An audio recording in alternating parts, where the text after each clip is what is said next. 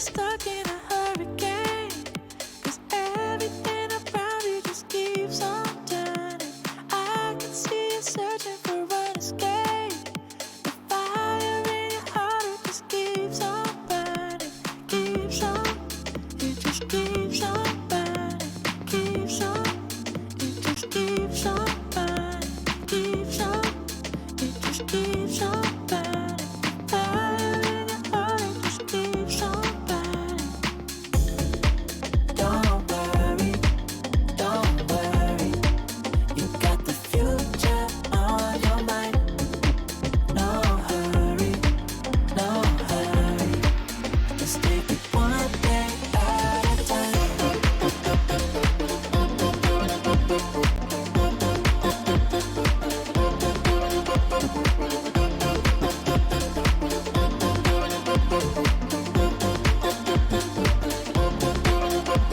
Feeling like you're stuck in a hurricane, 'cause everything around you just keeps on turning. I can see you searching for an escape. The fire in your heart, it just keeps on burning. Keeps on, it just keeps on burning. Keeps on, it just keeps on burning. Keeps on, it just keeps on burning. Fire in your heart, it just keeps on burning. Don't worry, you got the future on your mind. No hurry, just take it one day at a time. Don't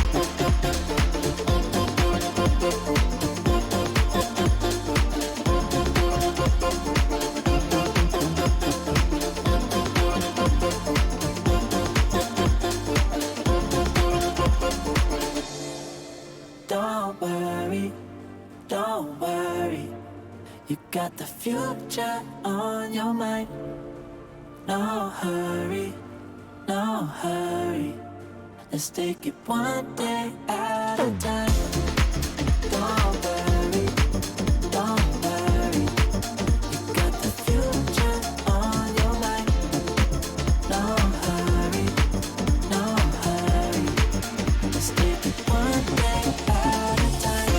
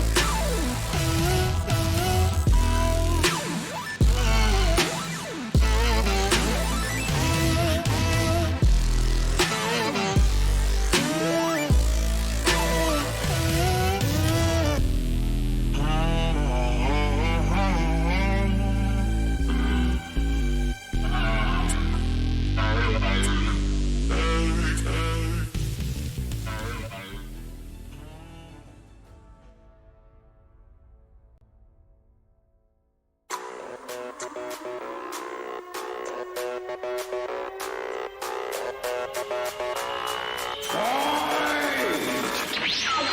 they can't get rid of the IS4. Adelaide Action X, they're doing it. They set the trap, and it's working to an absolute T.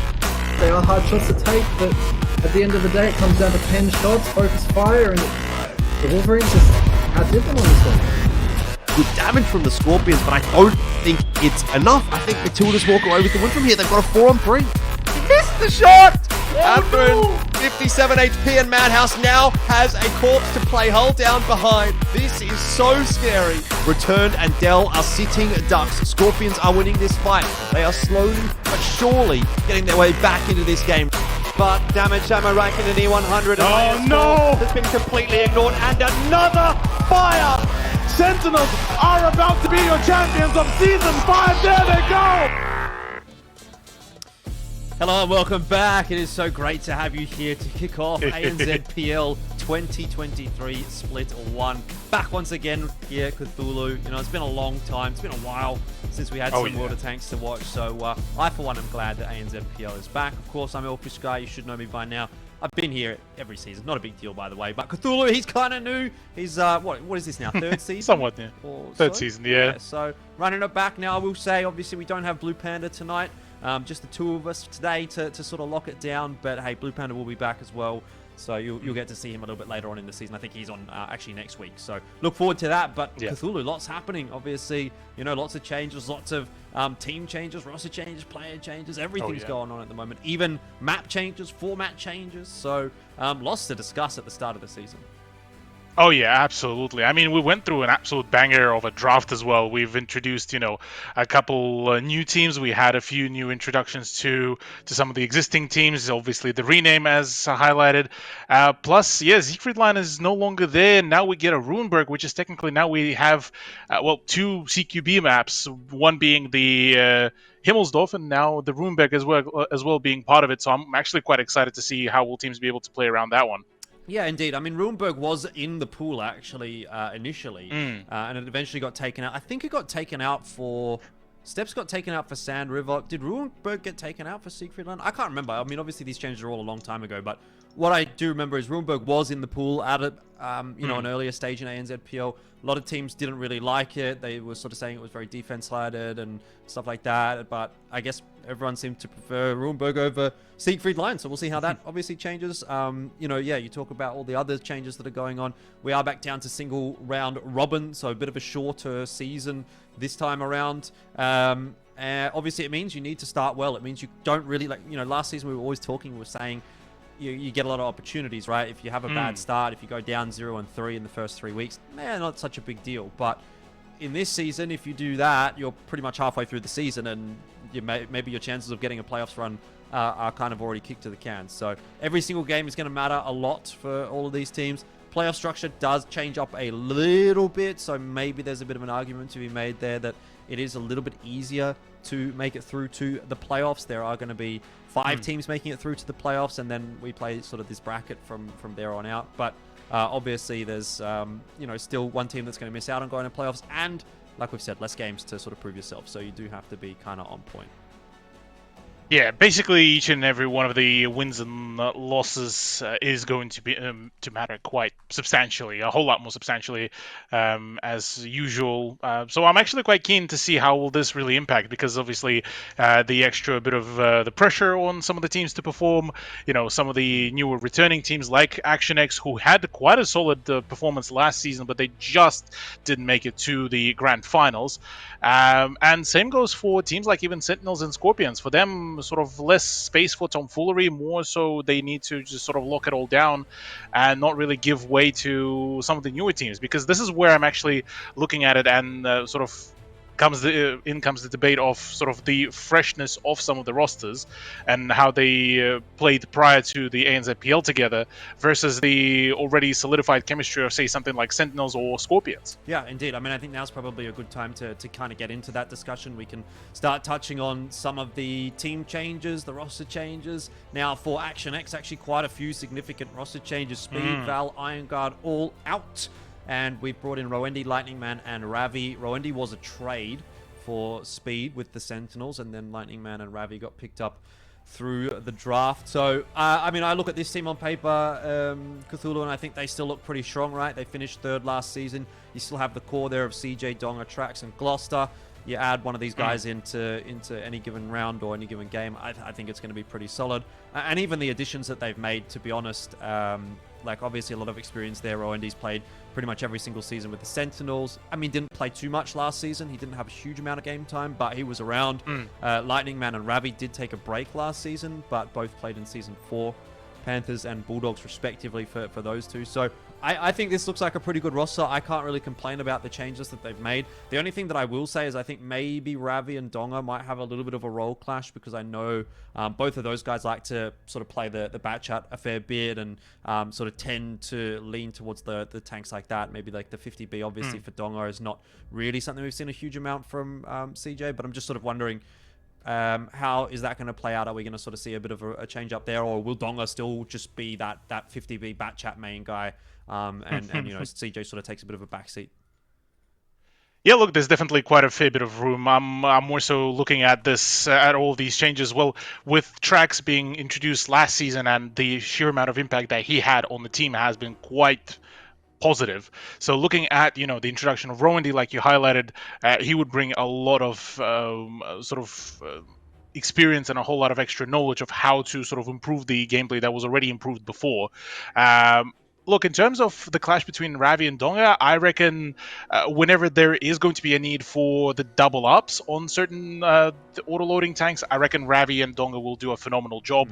Apart from that, look, I mean, chuck Ravi on basically any other role, he would be quite agile in that regard. Yeah, look, I think obviously Ravi is going to be a little bit of a flexible player, right? We've sort of seen him a fair bit. Kind of flexing around as well, so I think that'll be okay. But yeah, I mean, it's just the one comment I had there was the bat chat, so we'll be interested to sort of see how that one plays out. But let's move on from Action X, as there's some craziness going on outside, I'm sure you can hear. The Wolverines, so hailing from New Zealand, this is a new team that has been put together, and you know, it's a bit of an amalgamation of quite a few teams, right? You've got some representation from the Hellcats B-League roster with Mudguard and Flaming. You've got the Badgers with Sir Robin and Sultaran. So there's a little bit of experience there coming through from the B-League, and then AVP and Saxon obviously have got that ANZPL experience from previous season with Comets and Matildas respectively. So I'm not so sure where I'm sitting with regard to this team. Like, for me, it's kind of very similar to Comets coming in from last season. In fact, I'd have to say, you know, on paper, you make the argument that they're weaker because it's a mishmash of a bunch of different teams, whereas at least Comets was kind of like one whole team getting promoted. But this is still a team that's very full of B-League players that's now having to also then integrate into ANZPL and match together and see how they're going to sort of play together in this kind of a format. So, I mean, what do you think? How do you sort of see these guys going? Look, I'm quite keen to see how they really perform, because obviously outside of PL and BL, this roster did play together during one of the recent campaign seasons as well. So they all know exactly what they can do. They all adapted and know exactly who and how they call, really. So in my eyes, they have a huge amount of potential, more so even than the Comets last season. This is a roster that could do a lot of great work. I mean, with even Saxon being part of that roster, being the level-headed man that he is, he could absolutely do a great job. And I mean, you look as well at the structure. Sir Robin technically is the team captain, but you do have the strategy that is being managed between Mudguard and Toddy as well, which is looking to be actually a really solid setup. So they always have that sort of backup in one way or the other, which I'm very much looking forward to. Yeah, the only thing I will say for this roster, and again, this is just maybe a bit of an over-analysis or looking into it a little bit too much, but I did have a bit of a look at what sort of tanks these guys were liking to play last season, obviously, and in B-League, and it didn't really seem to me like there was like a dedicated sort of scout flank type player, right? You know, I'm talking about the guys that want to pick the bat chat, the guys that want to pick the CS63, and that kind of thing in this kind of format. And I'm sure they've all got experience with that, you know, in the game in general, but it's a different beast when you're doing it in 5v5. So to me, yeah, I mean, obviously Toddy had picked up a little bit of the bat chat when he was playing on Centurions last season, but it wasn't even like his go-to tank. You know what I mean? It was he was still sort of leading from the front in the IS-7 more often than not. So they all look like a lot of heavy tank players. I'm interested to sort of see how that's going to play out. Does it change up their style? Do they sort of come in and play like a very heavy, heavy pack kind of style? Maybe similar to something like the Panthers or Matildas, maybe even from last season. I guess we'll have to wait and see. But look, let's move on. We've got a couple more teams to sort of touch on here.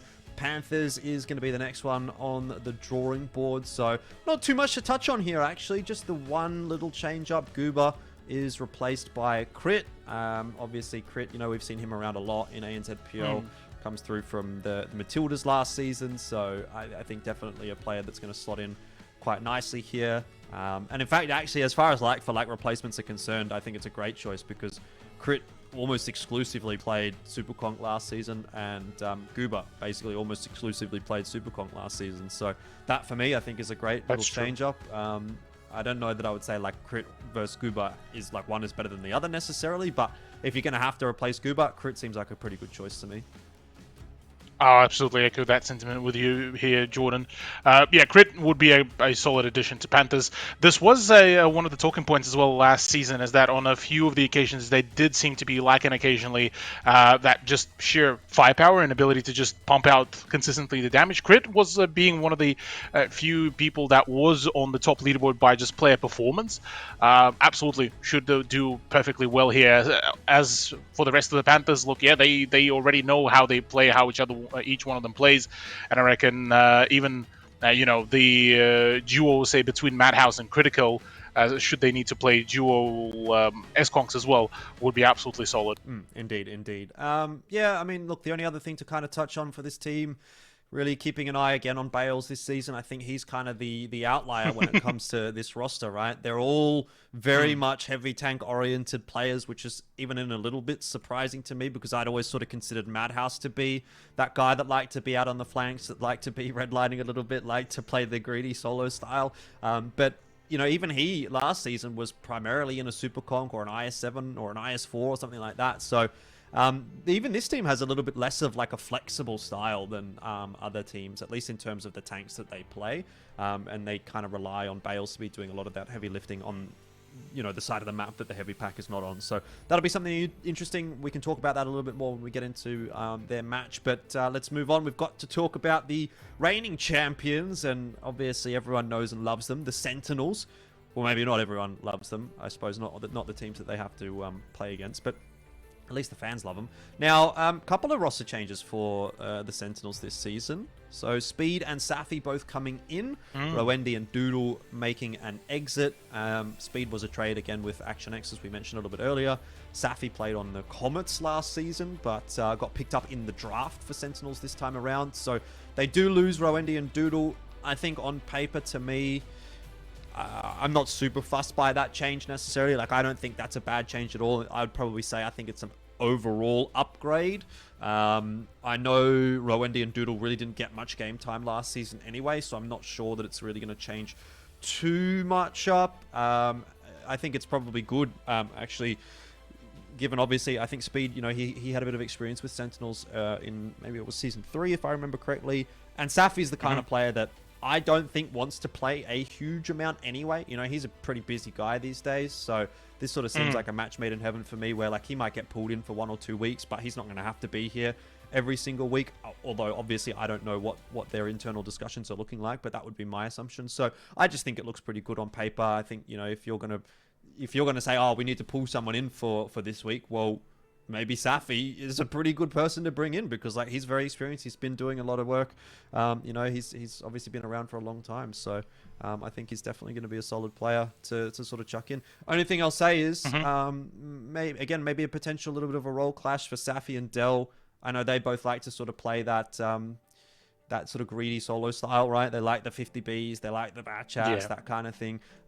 So I don't think you can really have two of those kinds of players in the team at all times.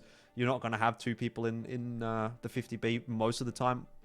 But, someone can either take a step back, I think that's fine, or obviously, we just have one of them on the team at any given time. So I'm sort of interested to see who that will be. But I can't imagine that Dell will give up that role. I think he's kind of pretty much been the go-to guy in that respect for Sentinels. Yeah. Well, I mean, in terms of Safi as well, I'm sure that the man of his sort of experience and in his caliber as well will be able to adapt to a couple other roles as well. So he should be pretty well solid set up for the Sentinels. As well as that, I mean, the main story that I would be very curious about is remembering the regular season for Sentinels throughout the last season. They actually weren't able to beat AX at all. Both of their games that they had were all won by Action X. So I'm curious if this would be the case this season, or if Sentinels will be able to break the regular season curse.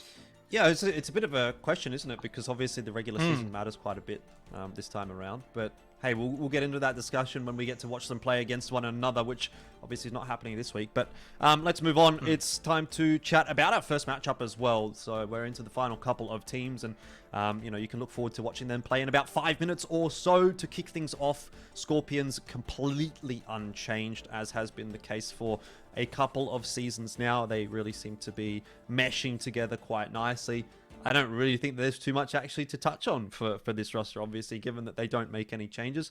Only things I'll say are they were quite an interesting team to watch last season, because they were like, they had a lot of variety when it came to their compositions and their strategies. They were the team that sort of like, if you ever go back and have a look at the tank picks that they came through with, they were picking just crazy different amounts of tanks. Like JT played 17 different tanks last season. Russian played 16, and Benny played 15 different tanks. So like they're really sort of shaking things up when it's coming to either roles or just individual tank selections. So that is something interesting. We'll see if that kind of continues, or if they'll go back to a bit more of a standard kind of meta style that they lock in sort of every week. And the only other thing to, I think, keep in mind for Scorpions is that the removal of Siegfried Line actually maybe hurts them a little bit. I think they've actually suffered when it's come to the map changes more than any other team, right? Because Mines was pretty much their best map, and then the next season it got removed. And then Siegfried, I mean, it's not, I wouldn't say on paper their best map necessarily. I think that would be Proc still, but it was definitely up there in terms of the maps that they like to play. And now it's gotten removed as well. So they unfortunately just copped that one as well.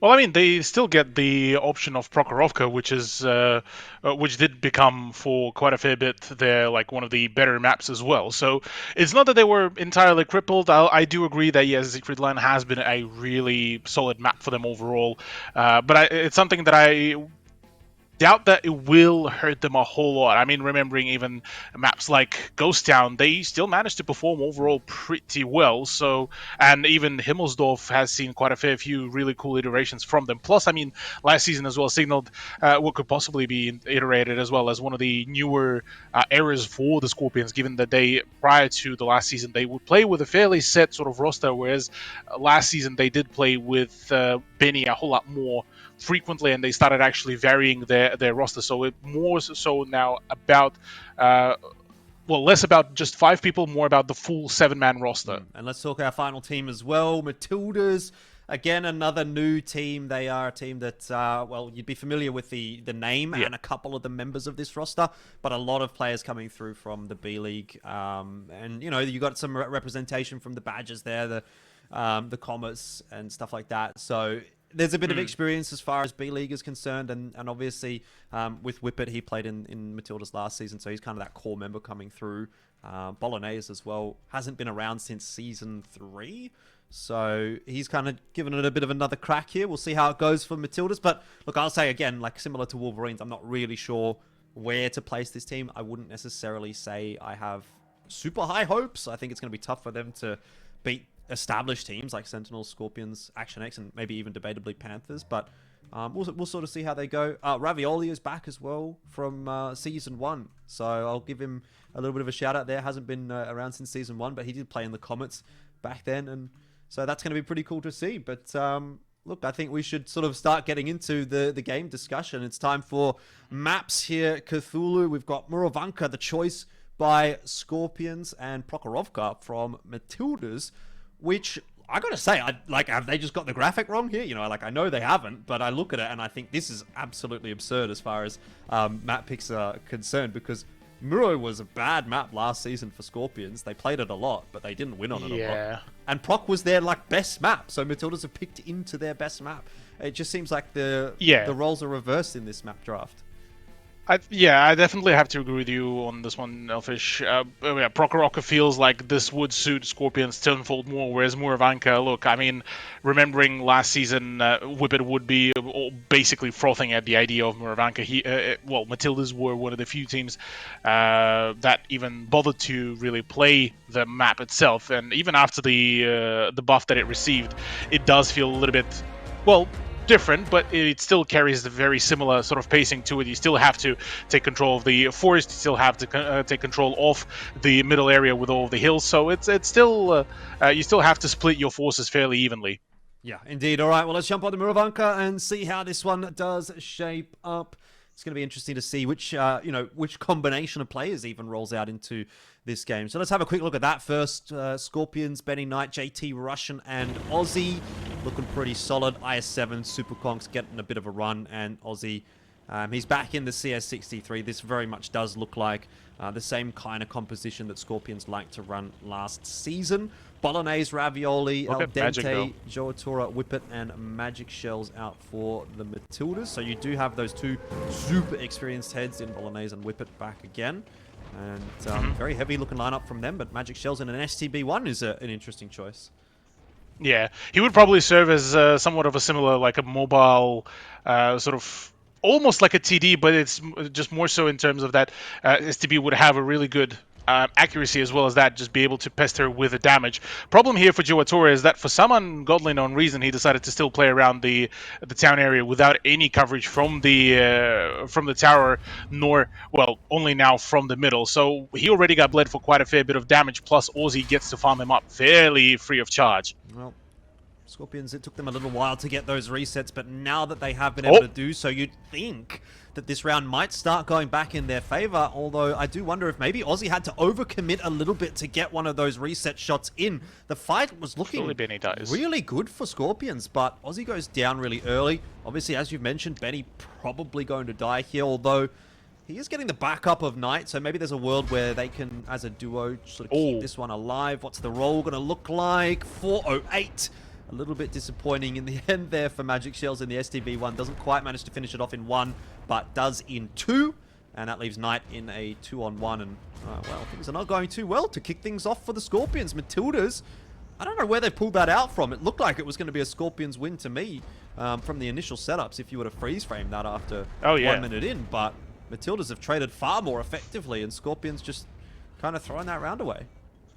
Look, Jordan, all I'm going to say about freeze framing is I think you've had plenty of experience just before in Brisbane about the freeze framing, and things were not particularly going too well for certain teams. But look, I mean, look, for Scorpions, they had a really good opportunity to shut down Joatora in the first few moments of it. But as it stands, look, I think overcommitment on certain positions and overestimation of what they could have done ended up being their downfall. And certainly for Scorpions, that's not an ideal start to the season. Whereas you look at the Matildas, look, this worked out almost perfect there.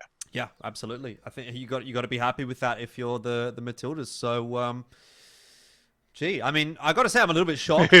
Well, okay, hang on. Let me retract that statement because we did play Muravanka. So maybe I'm not super shocked. Like, that was not a very successful map for Scorpions at all last season. I am shocked in the sense that I've seen Scorpions losing their first round of the season after being, pretty dominant over the last couple of seasons to a newly formed team. But with it in mind that it was Muro, I guess I got to say in hindsight, not too surprising, but it is easy to say that in hindsight. So, be sort of interesting to see how they're going to bounce back here. I know they're going to have to move on to the attack as well, which traditionally I thought was not quite so favorable on Muro, although with the map changes that came through last season, we did see it sort of open up a little bit from being a super, super heavy defensive-sided map. But, yeah, I mean, that was very weird the way that played out. I don't know. We'll have to look back on the replays, I think, and kind of really sort of try to pinpoint the spot where that went wrong for Scorpions. But I feel like maybe it was when Aussie had to sort of peek around the corner to get the reset. He just got absolutely farmed and lost like pretty much his whole tank in less than 5 seconds. Yeah.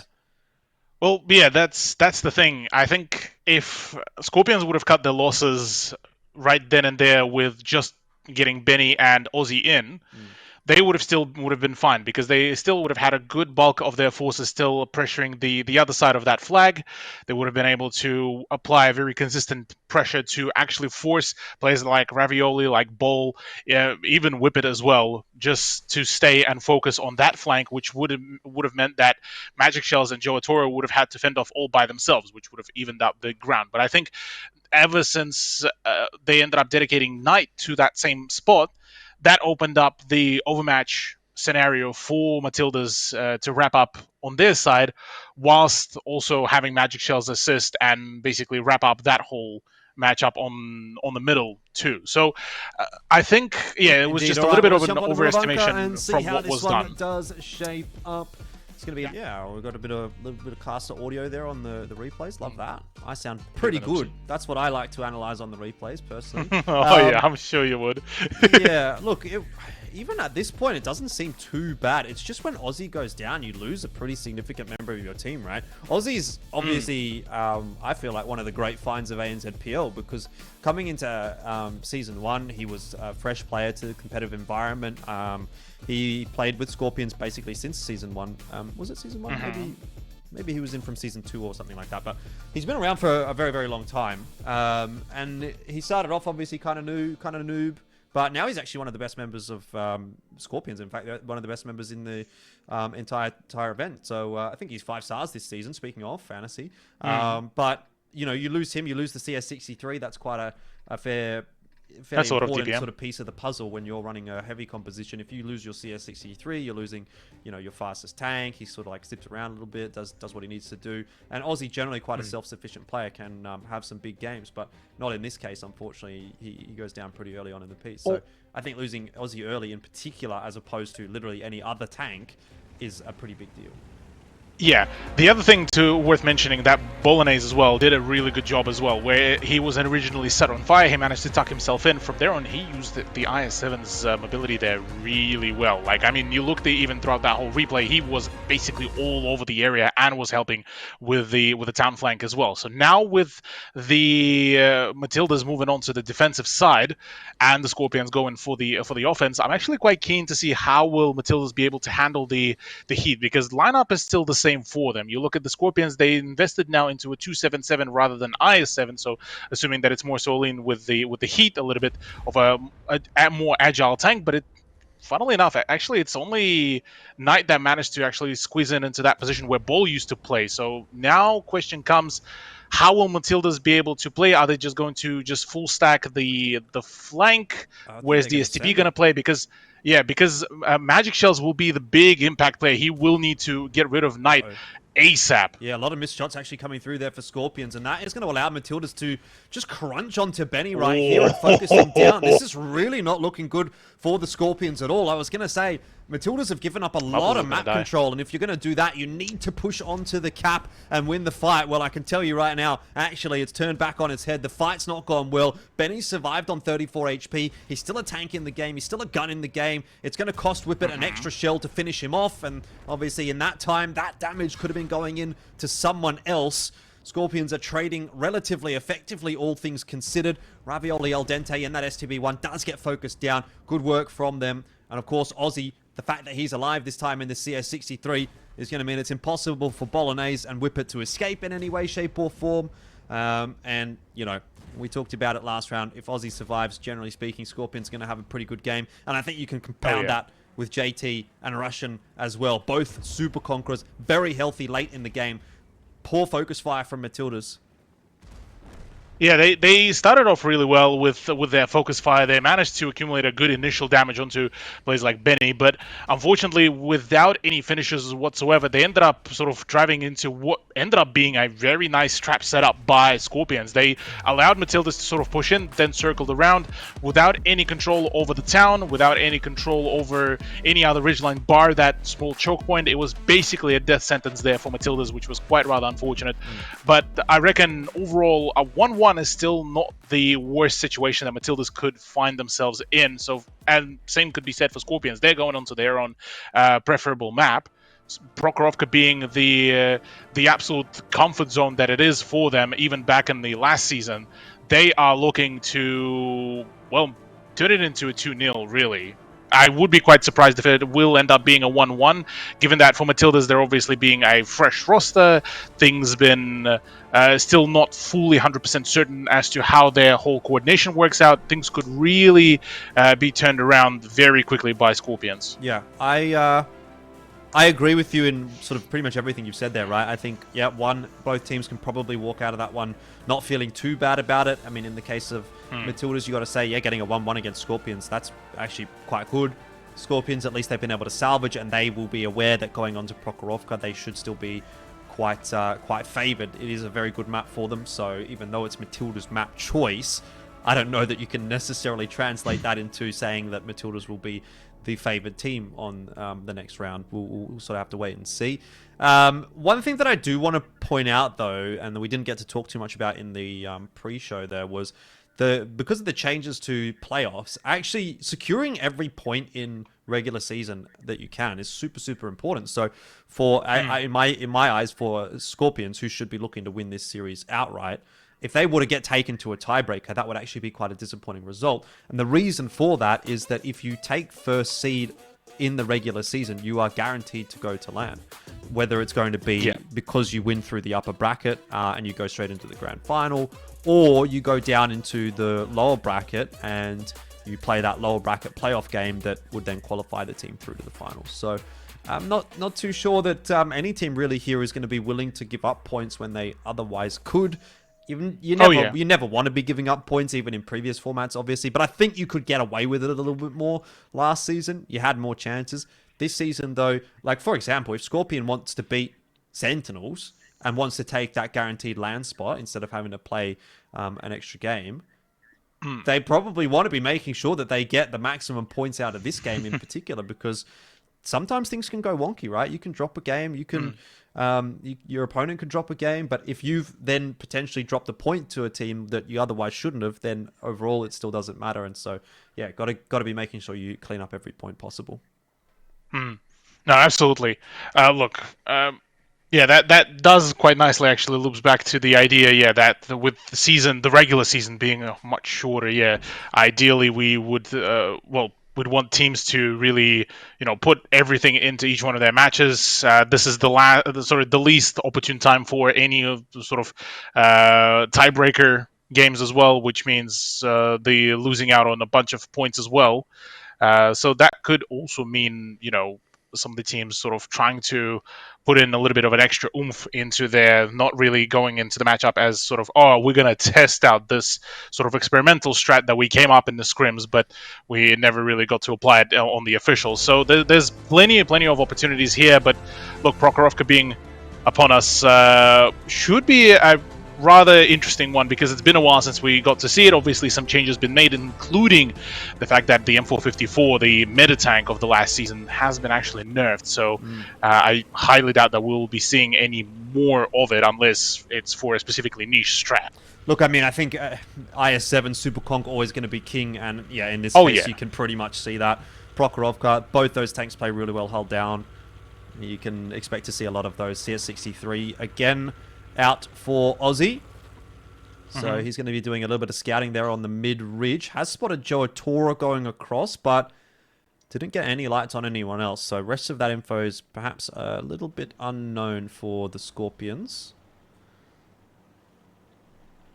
Look, I mean, it's interesting to see that we are currently looking at a very sort of thorough 1-2 line push. Joe Tora, look, he's been basically the first person spotted back in the first round as well. So I'm assuming that he's sort of been specifically allocated as the person to draw majority attention to it.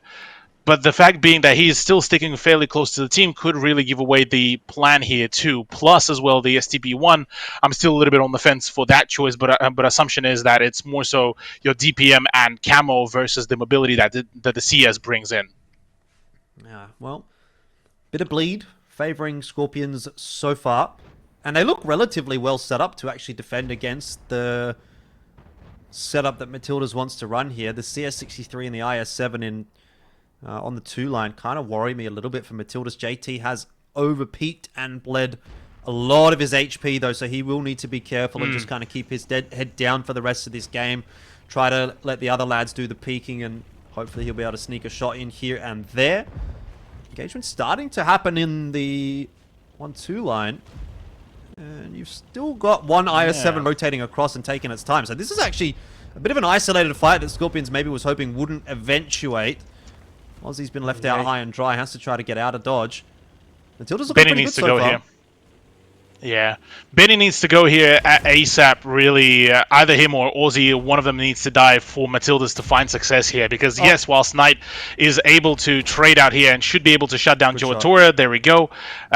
With STB1 still being intact, it could be a little bit problematic. The other thing is, as well, we've seen how much of a dispersion there was on the IS-7s, too. So, whilst they are on the move, things were looking very, very dicey. So, CS needs to go. IS-7 of Benny needs to go, and at this point it's just all about the cleanup, and Whippet should be able to do, because of the fact that against the STB's turret, even the gold rounds of the IS-7 deal a very sort of a hit-and-miss penetration as well. I'm kind of surprised, honestly, that Matildas have not just dumped straight over and deleted Benny and Aussie here. Like, maybe they don't have the information exactly as to where Russian is. I don't know that he's spotted at the moment, but that's kind of giving time for Scorpions to make this counter push on the other side of the map, and sure, it's not... Oh, that was not a very good shot. I mean, it's not. It's obviously not going to work out favorably for Scorpions, whichever way you sort of paint it, whether or not Russian finishes off Whippet here with Knight. But no, that's not good though. Well, that's what I'm saying. That should have been the finisher on Knight though. That's where they should have actually went for it. Well, this is the thing. I think you could have had these tanks right now that are up north for Matildas already halfway down on top of Russian, but the fact that you've still got a full HP super conk to chunk through, with only 3 tanks, with Bol being a 2-shot potentially there as well, it's like, I can see a world where Scorpions can clutch this. It's going to obviously have to be off the back of Russian in that super conk, and you can kind of see Knight is trying to get a bit out of dodge, right? He's going to try to bait Russian a little bit, but if Russian and Knight both hit their first shots here and sort of bring back that bleed advantage. Well, it hasn't gone that way, I was going to say. But if they would have done that, maybe there was a world where they could clutch this one out. I'm not so sure I'm sold anymore. Well, see, that's where the beauty of the VZ actually came into great play here. Because Magic Shells had the phenomenal ability to just peek out, dump the whole clip. That's a fairly heavy chunk of HP gone. Still surprised that only now the push is starting to happen after Spencer already lost majority of his HP. But in comes the finisher onto Russian. Knight should be finished off here as well, but again, Magic Shells need to make sure that he's sticking with the rest of the team. Otherwise, IS-7s against the hold down IS-7 would be problematic, but here we go. There's the finisher. That's the first point on the Prokhorovka for Matildas, and I gotta say, I am thoroughly, so far, surprised, but in a very positive manner, that the way how Matildas are really working out. Well, it's not only the first point on Prokhorovka, but it's also the first point on the standings overall as well. Like, they have bare minimum now qualified to grab at least 1 point out of this series. If they can win the next round, they get 3, and Scorpions is, well, the question's going to start getting asked. I think that's pretty obvious, right? If you're the second seed coming through from last season and you lose your first matchup to a completely new team, that is not a good start to the season, especially when you don't have a double round robin to play with. You've only got, you know, the single round robin. So definitely something to be a bit worried about if you're a Scorpions fan. But let's be real, they can still pull this one back and win it in the tiebreaker and grab those 2 points. Oh, absolutely, yeah. They could still absolutely shut down the chances for the easy 3 points here for Matildas. But now the whole discussion already starts to sort of move towards the fact that, well, Matildas now being very much a rework of what was previously known as the Matildas roster, they are looking really well coordinated. They showing the signs of that they are able to cohesively play together. It's a good coordination in terms of their battles. Yes, occasional hastiness in their approach needs to happen, but as a baseline, they are doing extremely well, and I'm genuinely curious to see how far will they be able to push this sort of envelope. Whereas for Scorpions, look, a bit of a rough start, which could end up being quite a problem in the long term if they end up losing this out completely. Yeah, look, I mean, I'd have to agree. I think any time where you can take a point off of Scorpions for pretty much any team that's not Sentinels you're probably going to be pretty happy with that, because the expectation would be that Scorpions will beat every team except for Sentinels, and sometimes they'll beat Sentinels as well. So Matildas have already achieved, well, above par in my opinion for this series, but they can go on and do even better, and that could really throw this entire season into a bit of chaos if Matildas is able to take 3 points away from Scorpions, get themselves off to a good start, and really throw a bit of a curveball in. So I'm pretty keen to see what's actually going to happen in this next round. It's going to be Scorpions moving on to the attack, but yeah, I mean, this is very surprising, I have to say. Remind me, who did you pick for your predictions? I picked Scorpions. Definitely picked Scorpions. You picked Scorpions, yeah, for sure. Yeah. See, I went for the polar opposite on this one, in favor of Matildas, purely for the fact that it's just the element of novelty that could play a huge role here, which I've highlighted in the pre-show as well. But yeah, honestly, I'm quite intrigued by the setup, because I was going into this matchup. I even mentioned to the production too that in terms of my own predictions, at this point I'll just go sort of as sort of wide as I could, really, because my predictions for the day was the Matildas, the Wolverines, and AX. So the only sort of quote-unquote standardized or sort of safe pick for me was the AX choice, but that was even between AX and Panthers as well, so that can't really sort of call which one is the actual norm. But look, second round of Prokhorovka, I think at this point we are looking at another 1-1 and us going into the tiebreaker, Elfish. Yeah, I would not be surprised at all. But we'll see. We'll see whether or not Matildas can put this one over the line. I think that would be a big statement to make. Play your first week and you're able to beat one of the grand finalists from the previous season. Very much the tried and true setup on both sides. Again, double IS-7, double Superconk. CS63 versus STB1 is the point of difference. I would be quite curious to hear the thoughts of whoever we do get to interview in terms of the choice between the IS-7 and the 277, seeing as so far, I mean, in terms of picks for our first matchup, IS-7 had much higher pick rate than the 277, whereas the latter was one of the more preferred tanks going into the last season, at least to my memory, with IS-7 being more so considered as a very sort of pocket pick. Yeah. Well, Aussie, again, has bled a bit of HP at the start of the round. So not the perfect start for the Scorpions, but has kept himself alive. It's kind of been interesting to watch how that STB1 has been tossed around a bit for Matildas. I believe it was Magic Shells in a VZ55 last round. That's correct, so a little bit of a change up there. But the STB, Whippet has been playing in the heavy tanks, actually. At least on Mura, he was playing the heavy tanks. So he did play STB last round as well, on this Prokhorovka too. So I mean, I think in terms of Whippet as well, he sort of feels like that guy that would be able to really do some interesting work in terms of the medium tank game. Interesting push by Bolognese here over the hill, which leaves him very exposed. And problem being is that he's now basically a painted target for the whole map, and Knight should be able to find the final few shells to go into him. Knight, if he could be able to sneak a shot or two through to Bolognese, that would be really nice, but well, I was going to say pretty much zero chance of that if Magic Shells is face hugging him, so he's just going to have to take the expected damage. As far as the rest of the trades are concerned, though, it's still a bit back and forth, kind of hard to tell who's coming out ahead in this one. It's maybe a bit awkward for Matildas because they do have this overmatch against Knight, but by extension, that obviously means they've got one less tank over by the cap, which you would think would be a more important brawl, given there's more members over there. But they seem to be kind of holding their own in that engagement anyway, so even a tank down towards the cap, they're still not losing too much HP, and obviously Knight's going to get finished off here in just a moment, so this is looking real bad for Scorpions. I think this is going to be 3 points the way of Matildas. I'm not sure they can actually salvage it from here. Look, let's not call it yet. We did see Scorpions a few times really pull up quite a nasty Bounce. set of comebacks, but yeah, bounce on the STB turret once again. It is quite a thing that I did highlight it before, but especially against the IS-7s, STB is one of the more perfect picks if you want to be engaging in those brawls as well.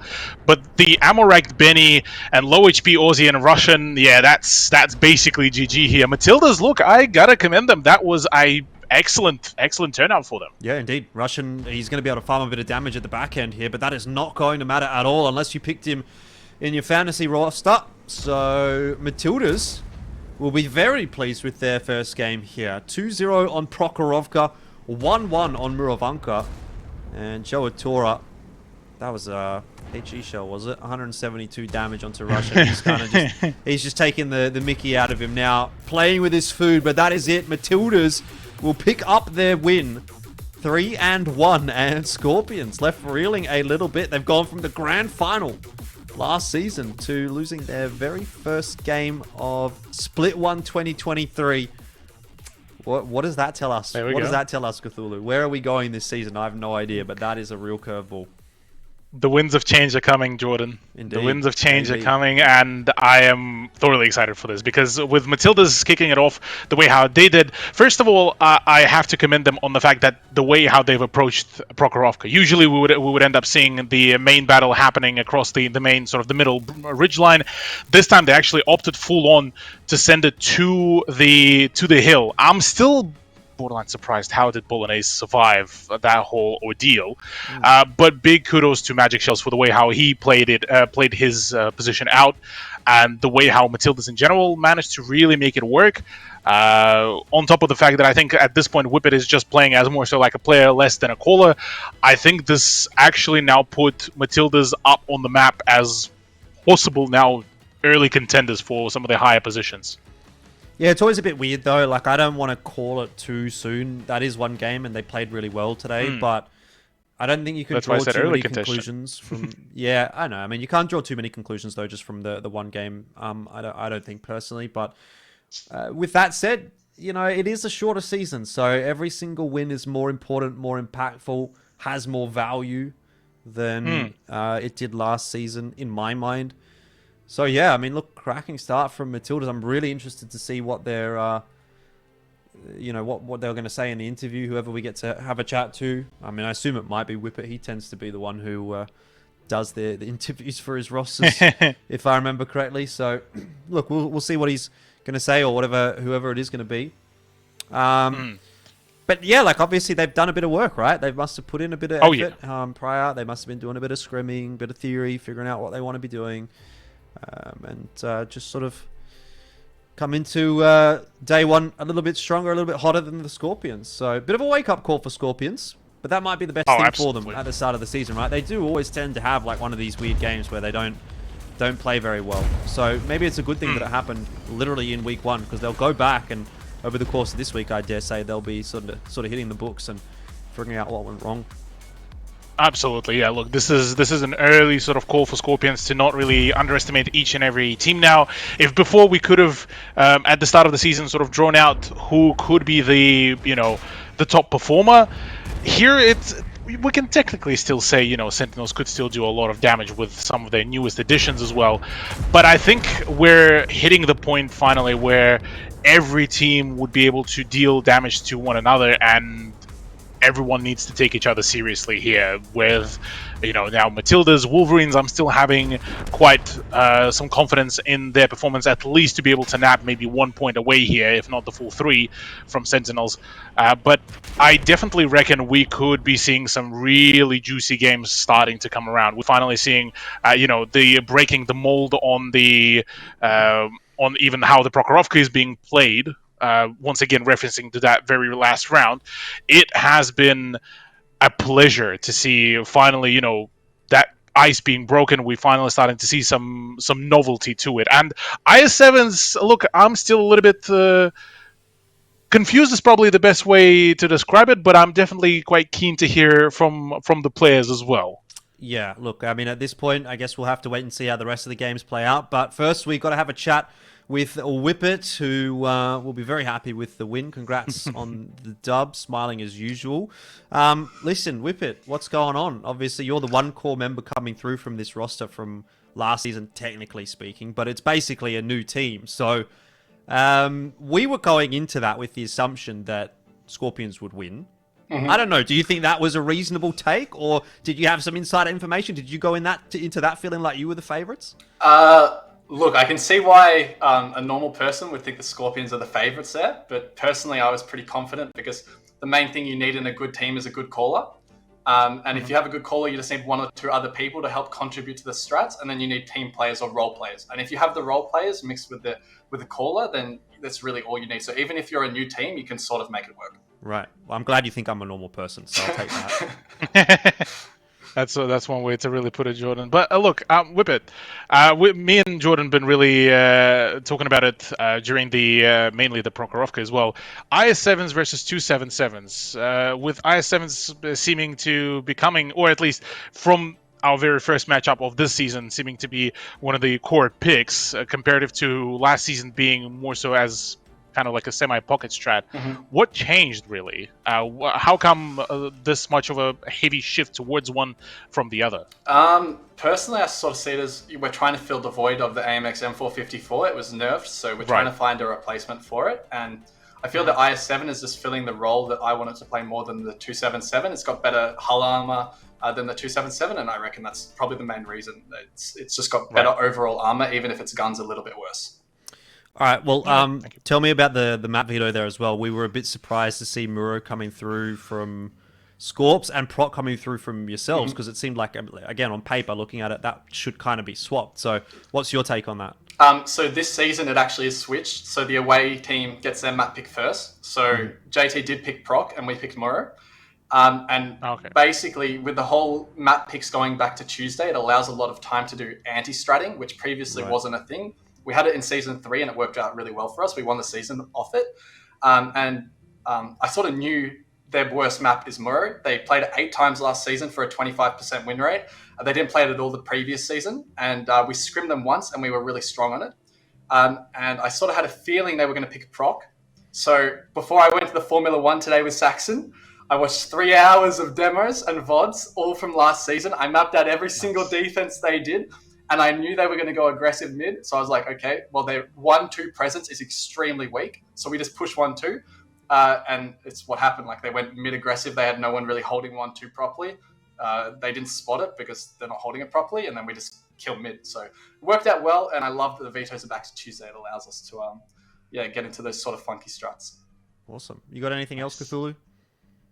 No, look, that's all of my questions have been answered because, Muro was one of my other things. But, excellently explained. Thank you, Whippet. Awesome. Too easy, Cheers, boys. Whippet. Have a great night. Thanks, mate. Have a good one. All right, well, there you go. So, straight from the man himself, the vetoes coming through a little bit earlier in the week, a bit beneficial for Matildas in this case, it looks like. I kind of agree with that decision as well. Like, for me personally, I've always been an advocate of the teams kind of having a bit of an idea as to what they were sort of potentially going to be able to get into. I think that can promote some pretty interesting, like, mind games. We're going to do this or they're going to do that, and we're going to counter it by doing this or that. And so inevitably, it probably does lead you to some more interesting results and interesting games, and that has very much been evidenced here. But real surprising result, Cthulhu, I got to say already. I'm pretty shocked, but what I will reiterate is that predictions actually don't matter. What matters is fantasy. So I don't care that I got the prediction wrong. Yeah, of course. Look, that sounds like just a whole bunch of copium from you, Jordan. But look, understandable. We'll see how things will go with the fantasy, because I would assume that you've had quite a few of the Scorpions players there in the picks too. But look, overall, I gotta say I'm excited to see how will the rest of the season will really unveil. Obviously, it is quite a hard break for Scorpions to kick it off the way how they did it, seeing as things were a bit rough on the engagements. But I think in a similar way how it was the sort of the staging time for the M454, like Whippet just now highlighted, IS7 sort of seeming to be starting to fill that void rather than any other tanks at the moment. I think it's just more so teams just adapting to this. So first, maybe 1 or 2 play days, we'll see some a few different sort of approaches. Maybe some of the teams still going through or trying to sort of break in that IS-7 meta. And I think going from day 3, we'll see the absolute sort of the sauce, the juiciness sort of start coming out. The juice and the sauce. That's what we love to see coming out. All right, look, time for us to take a break at Thulu. We've got a couple more matches coming up tonight, so don't go too far away. It'll be North Sydney Sentinels and the Wellington Wolverines in their debut match for the ANZPL coming up right after this.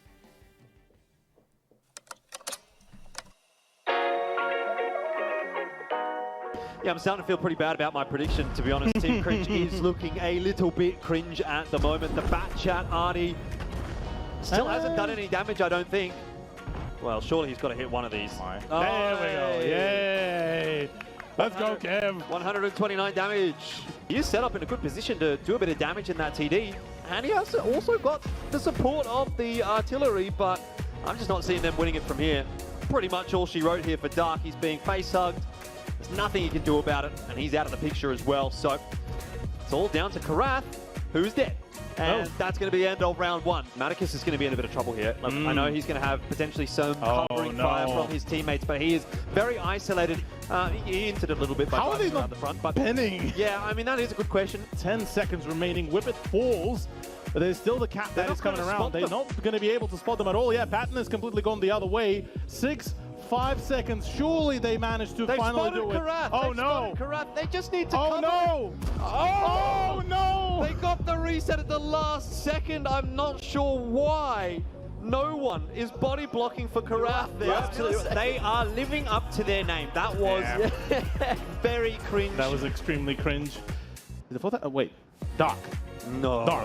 Dark. What happened there? How did Mr. Rez get in the water as well? No shot. It's not allowed. This is literally not allowed. This is illegal gameplay. Team Cringe. I'm very coming cringe. back. This is World of Tanks. This is not 100-meter freestyle. Get out of the water! Oh, CJ's stuck as well. He might actually. Yes, he does drown too. What am I watching right now? This is not World of Submarines, guys. Ravi in the E50M has got a good amount of DPM coming on through. Oh no! Not only has he not penned, he's literally not even hit him. Okay, that's still out No, he there. shot the ground. No, Maticus. What's the reload speed like? 6 HP here for Nate Palmer. It won't matter. He's down. Ravi takes him out, and Team Cringe have the numbers advantage. And the Badger, unfortunately, against the premium ammo, is basically carton, well, made out of cotton. Indeed, and that is going to be secured. So that's the game. Team Cringe have equalized. And the fact now that they've obviously taken a tank out of the mix, and they're about to take another one out. That is nuts. It's just going to snowball from here. I mean, Team Cool are done. This round is over. Yeah, that's a very, very big snowball effect here. Well, Dark goes for a little bit of a friendly fire. You know, gotta deny the frag points, I suppose. Karath not very happy about that one by the sounds of things. Somewhat working out as well. Mr. Rez does fall. Dark, I'm not too sure what is Dark doing at this point. The way this is turning out. He's timed it well. Ravi's still on the reload. The timing of that is just absolutely just amazing. Surely that's the shot he gets. He does hit it at the end. Ravi. They are setting up a bunker strategy on the one flag, but they're not even on the cap. Oh no.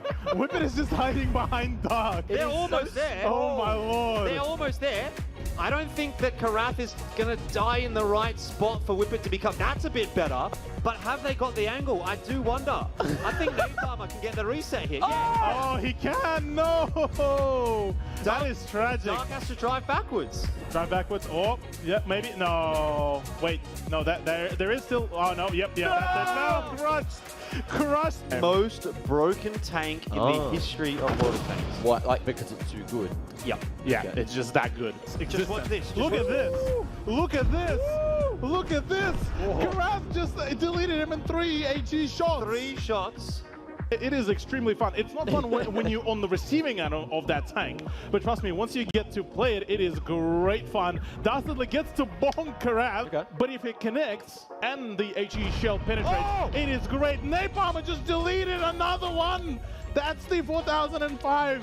In the Bosch 155, he's going to try and push his way forward, but Hey, not sure how he's Farmer. Not like this. Oh, Saxon. Oh, Saxon does it as well. Yes, like this. It just works. It just works here. Or is Sheridan going to be the winner? No! 68 damage. That's sad. What is going on? Ram him. Oi! Come on. In comes the round. There it is.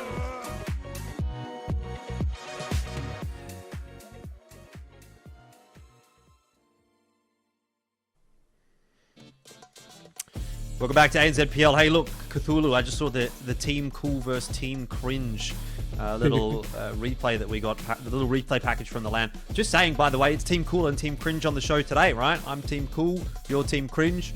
We've got it all covered, so it's fantastic. But hey, let's jump into Sentinels and Wolverines. It's going to be an interesting matchup. I thought, looking at it on paper, I was saying, oh, we've got all the favorites coming through. It's going to be Scorpions. It's going to be Sentinels. It's going to be Action X probably as the three favorites. But in the end, we've already seen Scorpions lose. I'm actually surprised that everyone's predicted. Like, how have you guys all predicted for the Ducks? That's just dumb. Like, that's just a dumb prediction. Sorry, Cthulhu. Hey, who's the one on the prediction? Me. So I mean, I think that's a skill issue on your end, Jordan. I guess so. Well, is it a skill issue on my end or on Scorpion's end? Because I feel like I made the objectively right prediction, but Scorpions just lost, so it's not my fault that they lost. That's the way I see it. Yeah, okay. Anyway, we've got Sentinels coming up against Wolverines. I see that in the same kind of capacity as what I did Scorpions versus Matildas. I thought this should be a pretty one-sided matchup, but actually, we've already seen one upset, so hey, why not another one? Yeah, absolutely. I mean, I'm going into this. I'm just doubling down on the novelty factor.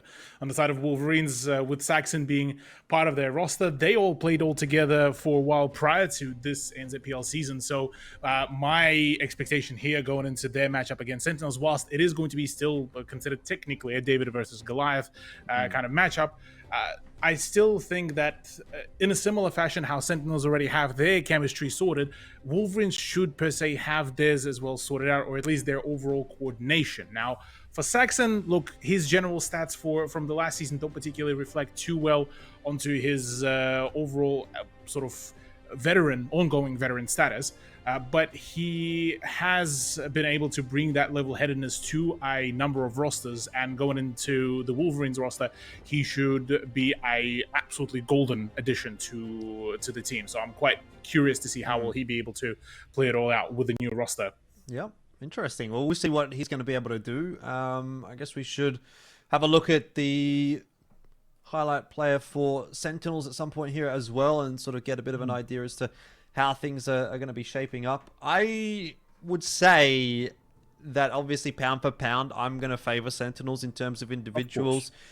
Just looking at the stats there as well for Wymo. The reason we went with Saxon and Wymo, by the way, was just that they were very similar in terms of roles, in terms of the tanks that they play. Like Wymo's in the E100 predominantly. He was in the M454 a lot, and the IS7. We might not see the the M454 as much from him, but Saxon played IS4, IS7, M454 as his top three tanks. So very, very similar in terms of tanks and in terms of roles.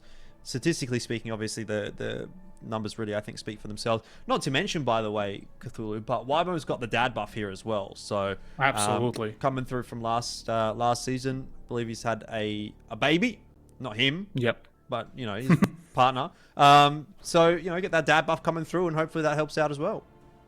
Absolutely, yeah. Look, massive congratulations as well to Wymo on that topic too, as that's always a big event. But yeah, look, I'm still keen to see how will this really pan out, because remembering that Sentinels, even remembering from the last season, we were sort of initially portraying them as the team that sort of almost like, an unkillable team. And at the end, they technically still were. They were the ones that managed to win the season. But I mean, there were always at least one team like Action X that were able to find at least one or two weaknesses, find the sort of the overplay and overmatch on a number of scenarios. So going into this one, look, almost rationally, I'm thinking, yeah, I would agree to go with Sentinels. But part of me wants to sort of see that underdog story to develop maybe past the technical underdog And I think this is why I personally went with the Wolverines as well choice, because they're not per se just a freshly, just put together roster just now. They did play for a while, so I suppose I'm putting the faith into just blind sort of just chemistry rather than the experience in PL. Look, I'm trying to pick up what you're putting It sounds down. like copium. I know, yeah. It is copium. It is. It is I don't copium, think it's copium. I think it's actually hopium, to be honest, because And hopium. little bit of a different, different analogy. Because if you're going to say, oh yeah, I mean, synergy and whatnot could potentially be a factor. Like, how can you go past Sentinels then, right? There. Oh yeah. You've got the core 5 coming through. I mean, I feel like really with Sentinels, it's kind of a core 4. Rainbow, Wymo, Returned, and Dell tend to play almost every game, and then the other 3, which in this case now are Cindy, Speed, and Safi, tend to sort of just share a bit of the game time. But, geez, it's going to be a tough team to beat. Oh yeah. And I would also make the argument, I think, that the Wolverines come in as maybe on paper, to me, the weakest looking team in the season, but that's obviously a bit of an opinion-based thing, and I did say the same thing about the Comets last season. They finished 4th. So, hey, who's to say? Prokhorovka is the choice by Sentinels, and Cliff the choice by Wolverines. Again, I would assume that those would have to think that those are flipped as well. But that doesn't make sense, because I'm looking at in the Discord as well, and it says Cliff, Wolverines, Sentinels, Proc. So, like, I get what you're saying, because I agree. Like, Cliff is one of the best maps for Sentinels that they had last season. So it's surprising to me that Wolverines would have picked into it. But maybe I'm just like, am I misreading this graphic or something? You know what I mean? Like, what's going on there? Because I don't understand why as Wolverines you would pick into Cliff. True. Look, I mean, regardless, I think overall, yeah, the map pick definitely favors heavily for Sentinels here. They know how to play perfectly both of those maps. So if we would end up seeing Ghost Town pop up, I would be quite rather surprised. In terms of Wolverine's pick of Cliff, look, I'm more so leaning to the idea that at this point, they sort of ended up going with, hey, let's take them to the map that where we're both comfortable. So that's what this sort of speaks to me. That choice of Cliff by Wolverines is that it's not more so that, hey, we're just gonna blind pick Cliff and oh no, it's our opponent's best map. I think they're going into this one as, yes, we acknowledge that, but we also have been practicing our own play. And I mean, look at Prokhorovka back in the previous game. We were saying the same thing. Prokhorovka should be a 2-0 for Scorpions, yet here we are. We are sitting with Scorpions, unfortunately, sitting down with 0 points, yet the Matildas are the ones that coming out with the dub. So again, I know I sound like I'm just on the severe amounts of hopium, but I'm keen to see how will really Wolverines perform specifically on Cliff. Proc, yeah, look, we've already seen a couple of iterations. We may just see back to the norm, but Cliff is where I think we could be seeing some of the off strats. All right. Well, all I'm going to say, Cthulhu, is that we have managed to get to the bottom of it, and our spider sense has tingled in the right direction, because I'm told that it is the wrong way around on Discord and on the graphic. So it was actually Sentinels who picked Cliff and Wolverines who picked Proc, and that also would make sense in the previous series. That in that case, obviously Matildas would have picked Muro and Scorpions would have picked Proc. So yeah, I mean, look, it just goes to show, right, that. You do take a little bit of a look back at the map stats, and you can generally predict where things are coming from. So the point no longer really stands. So like, this makes sense now. Proc hasn't really ever been super high up in the map picks for Sentinels. It's not really been like one of their go-to, although they're generally pretty good on it. But Cliff definitely was their most played map last season. So not a big surprise to see them going straight back in that direction. Ghost Town is the tiebreaker. To be honest with you, Cthulhu, I don't think we're going to need that. I would say 4-0. I think it's just 4-0. Sentinel's too good.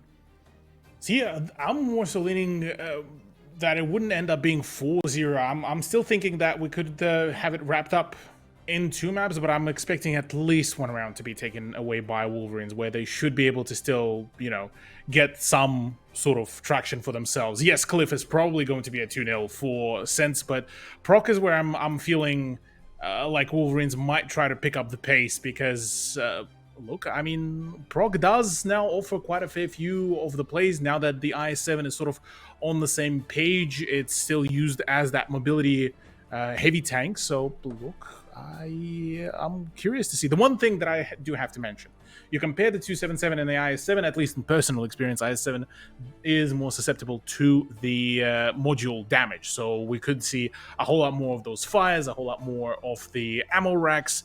So that's one thing that I would imagine players would need to be wary, especially with the fact that obviously the automatic extinguishers are not basically a thing when you bring in the food for optimal performance. But I think this is going to be quite a heated season, if you know what I mean.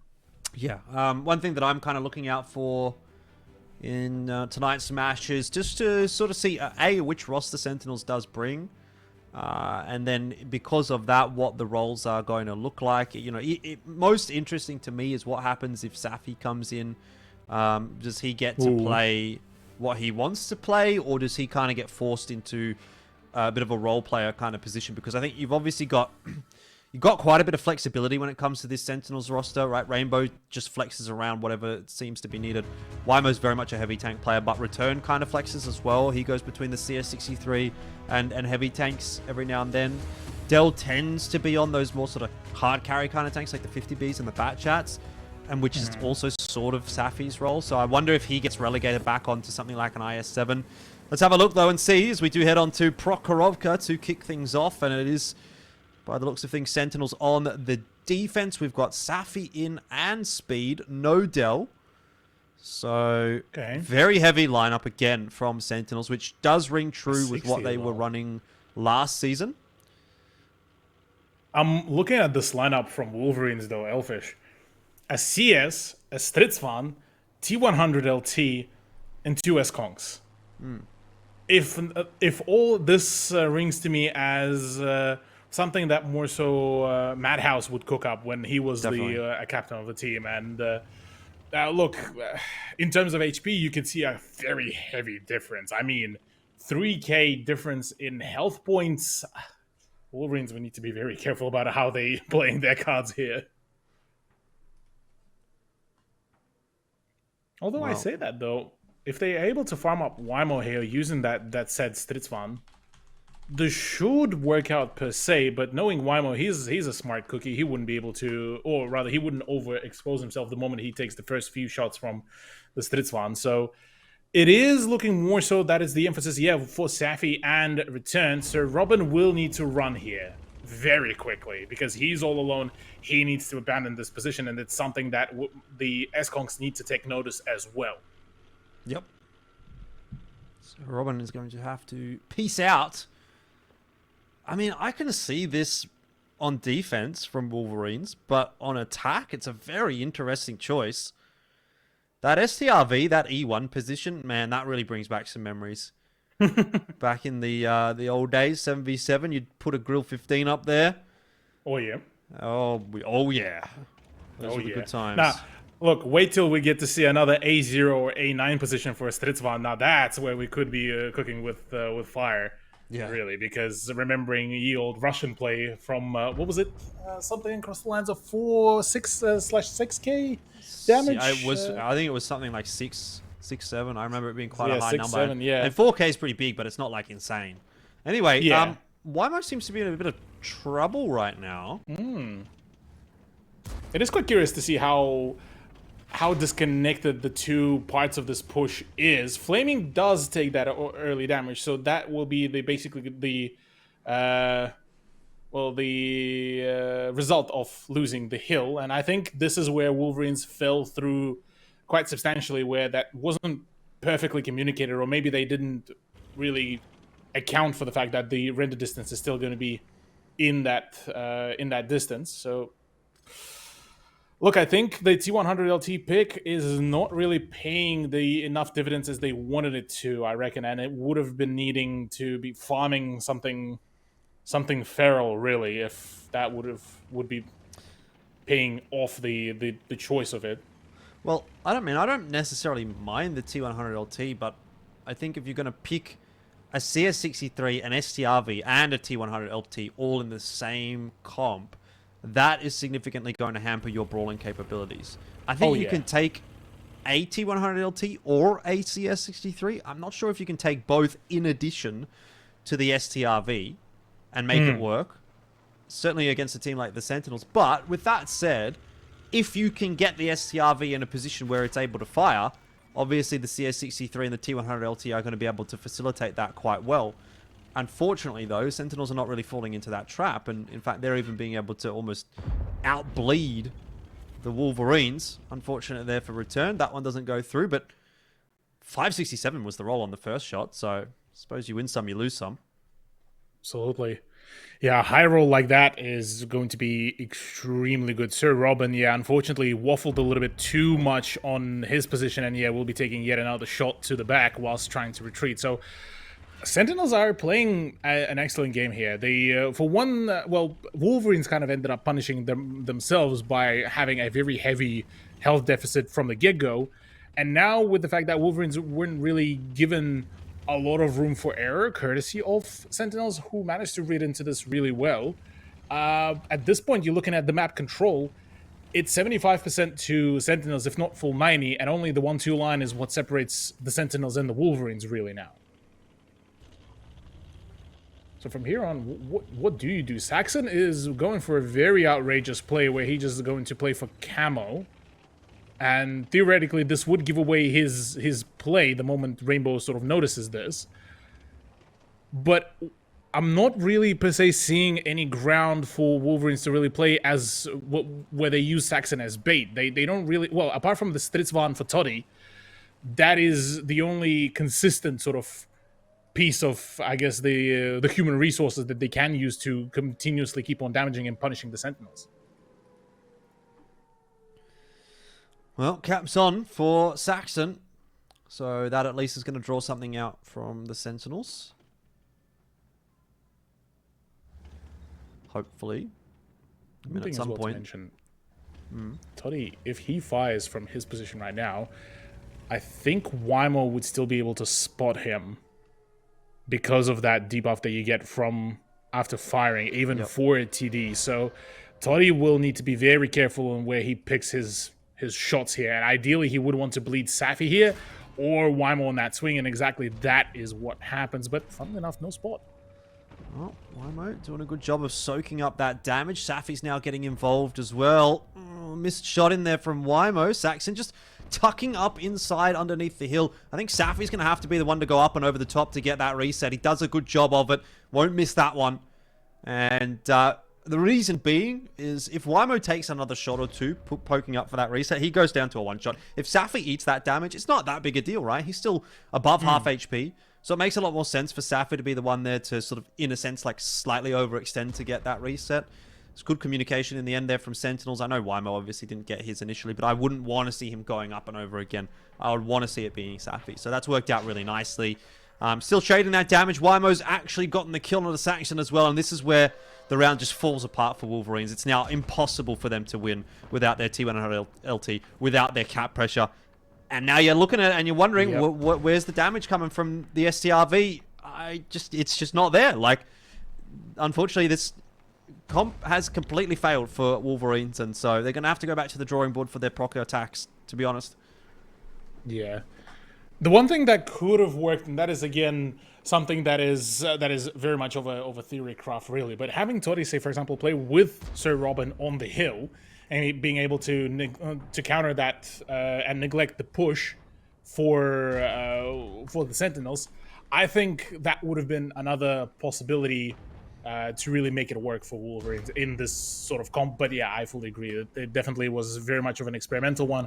I think Wolverines in this case almost felt a little bit too experimental, whereas they should have taken a much more serious approach against Sentinels. And yes, whilst the element of surprise would have been great, I don't think that this was the play and the case here. Yeah, I mean, look, I don't necessarily mind that as a concept. I think if you're going to go into that game against Sentinels and the perception is that you're the weaker team, which it probably should be for Wolverines, it's not the worst thing in the world to sort of pull out a bit of a pocket strat and see what you're going to be able to make work. So I don't mind the idea. Obviously, the execution didn't really play out, and there's probably quite a few reasons for that. One of them being, I think with that kind of composition, you need a lot of things to go right to be able to pull it off. And also, Sentinels are pretty much the most experienced team in the league at this point. So they're not going to be making mistakes that are going to allow you to get away with a whole lot with that kind of comp. But anyway, Toddy, look, he got 3.5k damage, but the thing is, the STRV doesn't bring anything else. It literally does not bring anything else except damage to the game. You're not doing any spotting. You're not active in the brawls. You're not soaking up any damage. You're not being able to put any cap pressure on.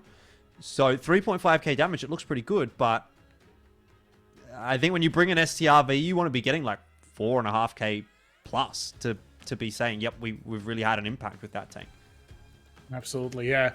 I think the STRV pick should have been reinforced with much more heavy tank presence, and I think that is going to be the big learning point here for Wolverines, seeing as they got flawless here and absolutely shut down on every possible opportunity. This is definitely going to sting quite a fair bit. Now, going into their defense, they might be able to just return back to the norm, but even then, I think the damage has been already done for Sentinels. They will be feeling quite comfortable about this matchup, even with the fact that technically they are playing with the two fresher introductions to the roster. They've done phenomenal.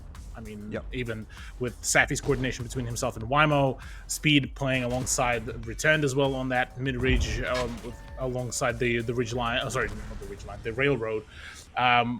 They've done flawlessly, and nothing else really to highlight apart from the fact that the Wolverines also sort of contributed to their own downfall here with their own picks.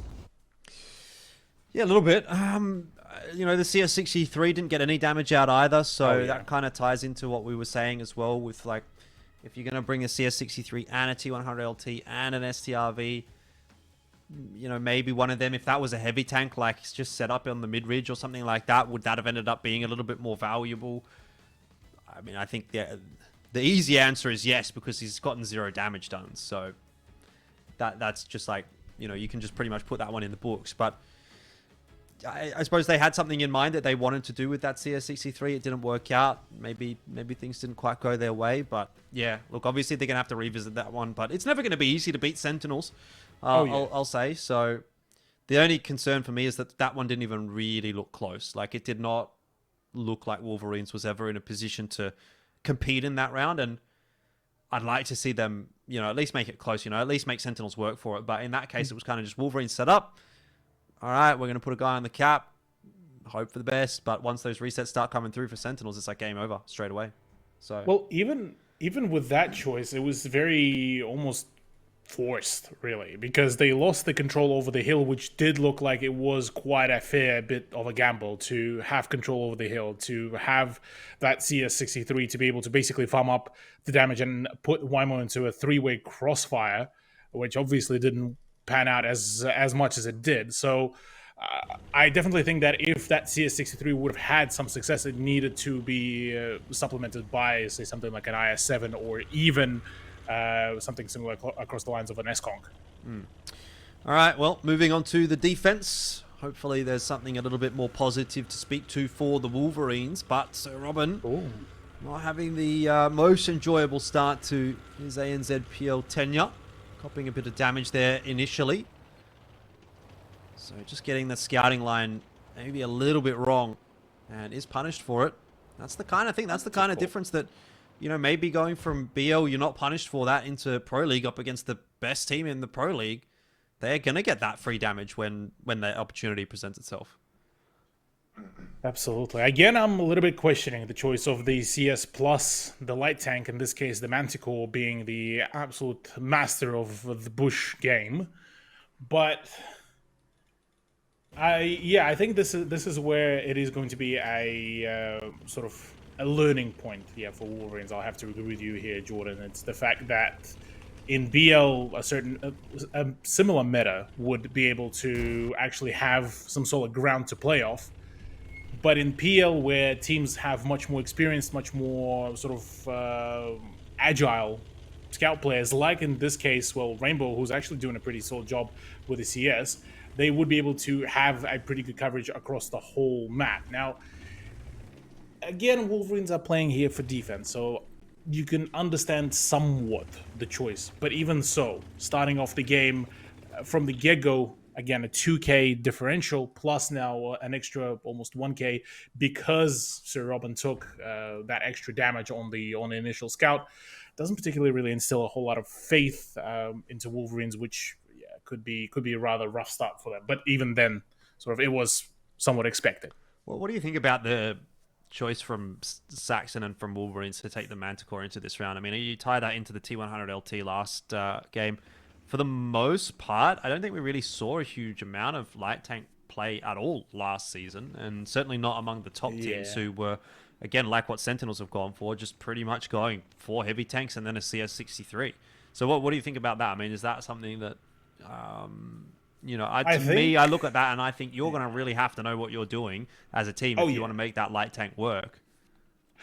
Basically, yeah, the idea here is that Wolverines really, with the introduction of another light tank, of another scout, they're not really giving themselves a lot of round to really work on. They don't really give themselves a lot of room for error. Whereas where you look at the Sentinels, even say Rainbow does get a bit of a issue where he's unable to scout frequently, he's unable to do his work as that scout, you still have 4 very healthy heavy tanks that can just outright say, hey, we're just going to send it into the brawl, enjoy our time, win out the brawl. Whereas with Wolverines, if the brawl does happen, you already have a deficit of one of the heavy tanks in this matchup. So it's going to be a problem from the very beginning. And this is something that Wolverines need to learn, that at this point, yes, again, something like somebody like Matildas, somebody like AX Panthers, maybe even Scorpions, you would be able to pull that off to some extent. Against Sentinels, this is going to be a huge issue where they need to play almost by the norm. They need to play the game that their teammates instilled. So Robin, big mistake that now he's spotted. I mean, whether or not he fires, I'm pretty sure he gets spotted at some point, but you just can't afford to be there in a CS63 that's on half HP and has literally no backup at all. This is going to be the freest opening kill that Sentinels have had. And it's going to go the way of the returned in just a moment. Arguably, so Robin could have actually survived there, could have actually stayed hidden, because it's only up until he fired, he actually got spotted there. So that was the thing, that he could have just sat there, let the I-7 pass through. Question being is, though, the IS-7 of the return would have made the connection that it's those specific bushes. That's a whole different dilemma. But regardless of the case, Camo was still there, and I think it's just the end panic sort of settled in for poor Sir Robin. Yeah, but I mean, at some point, you will eventually get spotted there anyway. So I think by the point that returned is in A7, A6, if you're still in A8, you're up the creek without a paddle. You have no way of getting out of there. So whether you fire or not, it's not good. Sentinels are capping pretty quickly, and I don't know how easy it is going to be for Wolverines to get a reset. Those super conks are moving, but they're moving very slowly. So this could end up time at all. being a pretty quick finish. I don't know if they're going to get there. I don't think they're going to get there. They don't really have time unless it's like a last moment shutdown, but even then, that's basically a 2-0. Yeah, at this point, look, Jordan, I'm going to be honest with you. I very rapidly approached the very same conclusion as you did right before the matchup started, and that is a 4-0. Yep, well, that is very much being reinforced, and so for the Wolverines, they are going to probably have to spend a little bit more time in the scrim server. That one's just a... Look, the game was probably already over by the time that it's a 4v5, but the fact that they can't get the reset there does tell you a little bit. Like, it's just that they're not prepared for all of what's happening, or the comms aren't quite on point, or even maybe the fundamentals or the predispositions of these players, you know, based on certain things, are not quite drilled in just yet, right? If you're new to this kind of a format, which, I mean, they've all played BL, but like as a team, maybe you don't instantly recognize, oh, I have to start rotating now if they start capping. Yeah.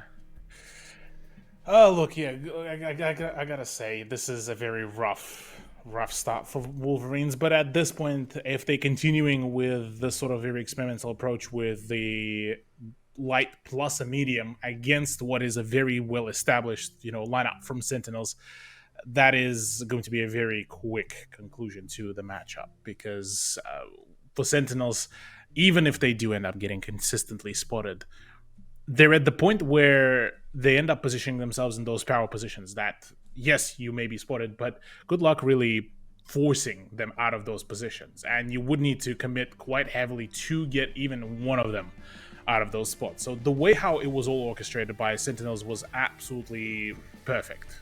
They kept their positions. They didn't really over-aggress unnecessarily. They didn't really give a lot of room for error there for their opponents to really play off the back off. So yeah, look, I had some faith going into Cliff. I think the main part of my faith was really depending on at least a 1-1 conclusion from this matchup, but with it being a 2-0, only one round needs to be won by Sentinels to wrap it all up. And as it stands, Wolverines really didn't end up showing as much of a promise as what I've expected from them.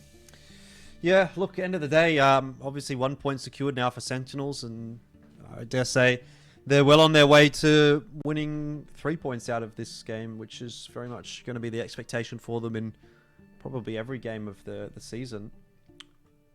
But Wolverines, yeah, I don't know what you can really say. Like, it's always going to be a tough sort of scenario going up against Sentinels as your very first game. Any team that draws Sentinels is probably going to suffer a game like this one, but being that it is also a new team, it sort of compounds that issue, and hopefully it gives them something to work on for next week. But I don't think that they can look at this and be too concerned, because, like, let's be real, Sentinels is not one of the teams that they should be beating, and it's also not one of the teams that they're, like, really in contention with, right? They're not contending for first or second. They will be happy as a team to make it into playoffs in some way, shape, or form. So if they make top 5, if they make top 4, that to me, I think, is the goal. And in order to do that, I'm looking at Matildas, I'm looking at Panthers. I'm saying those are the teams that you need to be beating. And if you can beat them, you're putting yourself in a position to go into playoffs. So even if you lose this series, Wolverines, I wouldn't be too worried about it. But there's still a chance they can win this series, however slim. Yeah, no, absolutely. I'm still looking forward to seeing how will Cliff really be played out. If anything, look, Wolverine's been bringing out some rather unusual picks, so at least the element of novelty is still there that I'm very much looking forward to. A BZ75 from Toddy. Now that is going to be an absolute feast, I reckon, to watch in tandem with a VZ55 and 277s. This is now a much bigger lean towards normality, albeit BZ. It's still a very much of an experimental tank that I want to see how it pans out. Good trade, though, between Speed and Saxon, though. Yeah, returns in a 50B, which is a very interesting choice. So, no Dell. Maybe returned is going to be the backup 50B player and gives up his CS63 to Rainbow and Speed. Either way, I mean, what a start already for the Sentinels. Safi's just going to go in and dump a shot over onto Sir Robin as well, who is now down to a one-shot for the IS-7. Saxon did win the hill climb. He's in a pretty good position to farm a fair chunk of damage, but issue is he's obviously not being able to do enough to turn the tides, and the Wolverines are down 2 members already. Sentinels, as they always do, juggling that damage really well. Returned is 250 HP, but he's still alive. Eventually does get taken down, but it's at the cost of 3 tanks for the Wolverines, and so you can pretty much wrap that one up in a nice little bow. Absolutely. So, yeah, look, this is, whilst this was one of the more valiant efforts by the Wolverines, unfortunately, the damage has been already dealt back on Prokhorovka, and yeah, at this point, it's basically all a wrap-up, all down to Saxon. He's the sole survivor here. Against 4 tanks of Sentinels, yeah, I'm highly dubious that there's going to be any sort of success from Saxon, which is quite unfortunate, quite saddening, but look, it is what it is. Like you highlighted, yeah, look, against Sentinels, it would be still a gargantuan effort to really get any sort of points from them. So at this point, write it all off, back to the drawing board, and see what sort of stuff you can come up with going into the next play days, and try to get yourself into the playoffs, like you said. Yep. Limo will get that finishing blow in onto Saxon, and Limo's that's the series. already. Yeah, look, he's got bigger fish to fry at this point.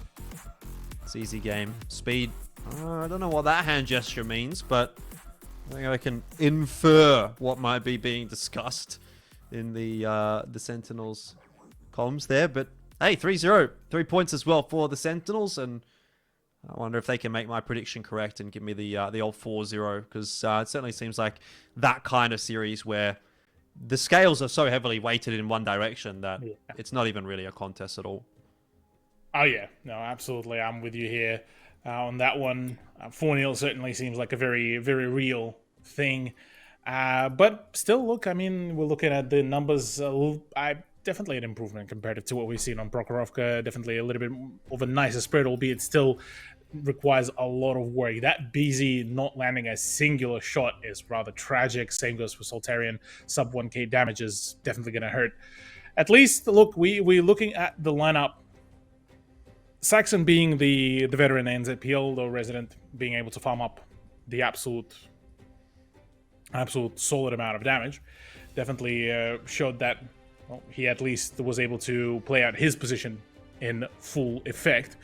Whereas on the side of Sentinels, look, it's all in the numbers. 3k for both CSs basically shows that Sens were able to really make their plan work excellently. That DPM from the Polish medium certainly shows its teeth fairly well too. So not much else to really highlight apart from that. Yeah, Wolverines, it's back to the drawing board, back to sort of trying to figure out how to play. More scrims is definitely on the menu.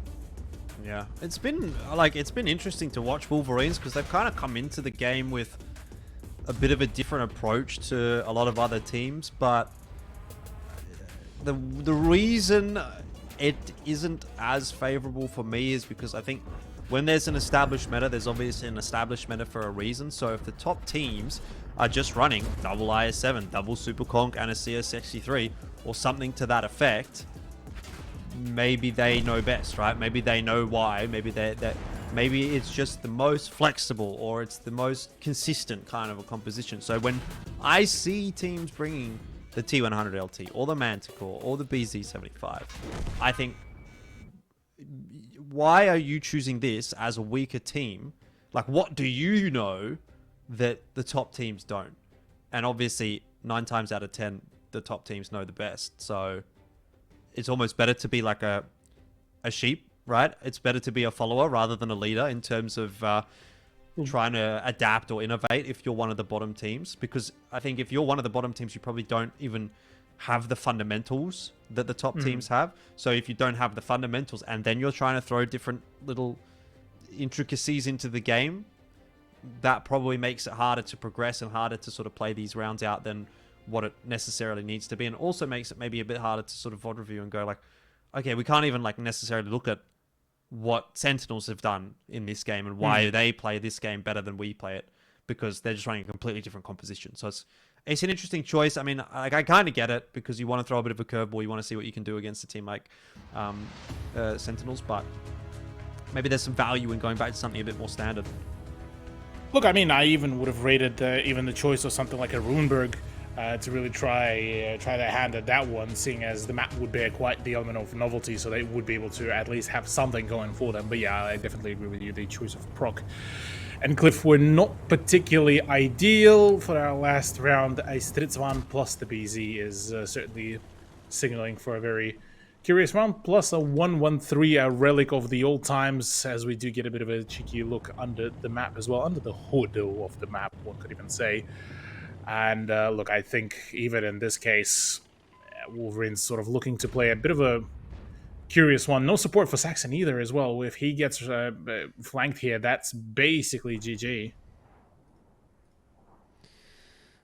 Well, Saxon should be okay if he manages to get up onto the hill, or at least even just stays a little bit tucked in the ridge, which is where he's going to end up.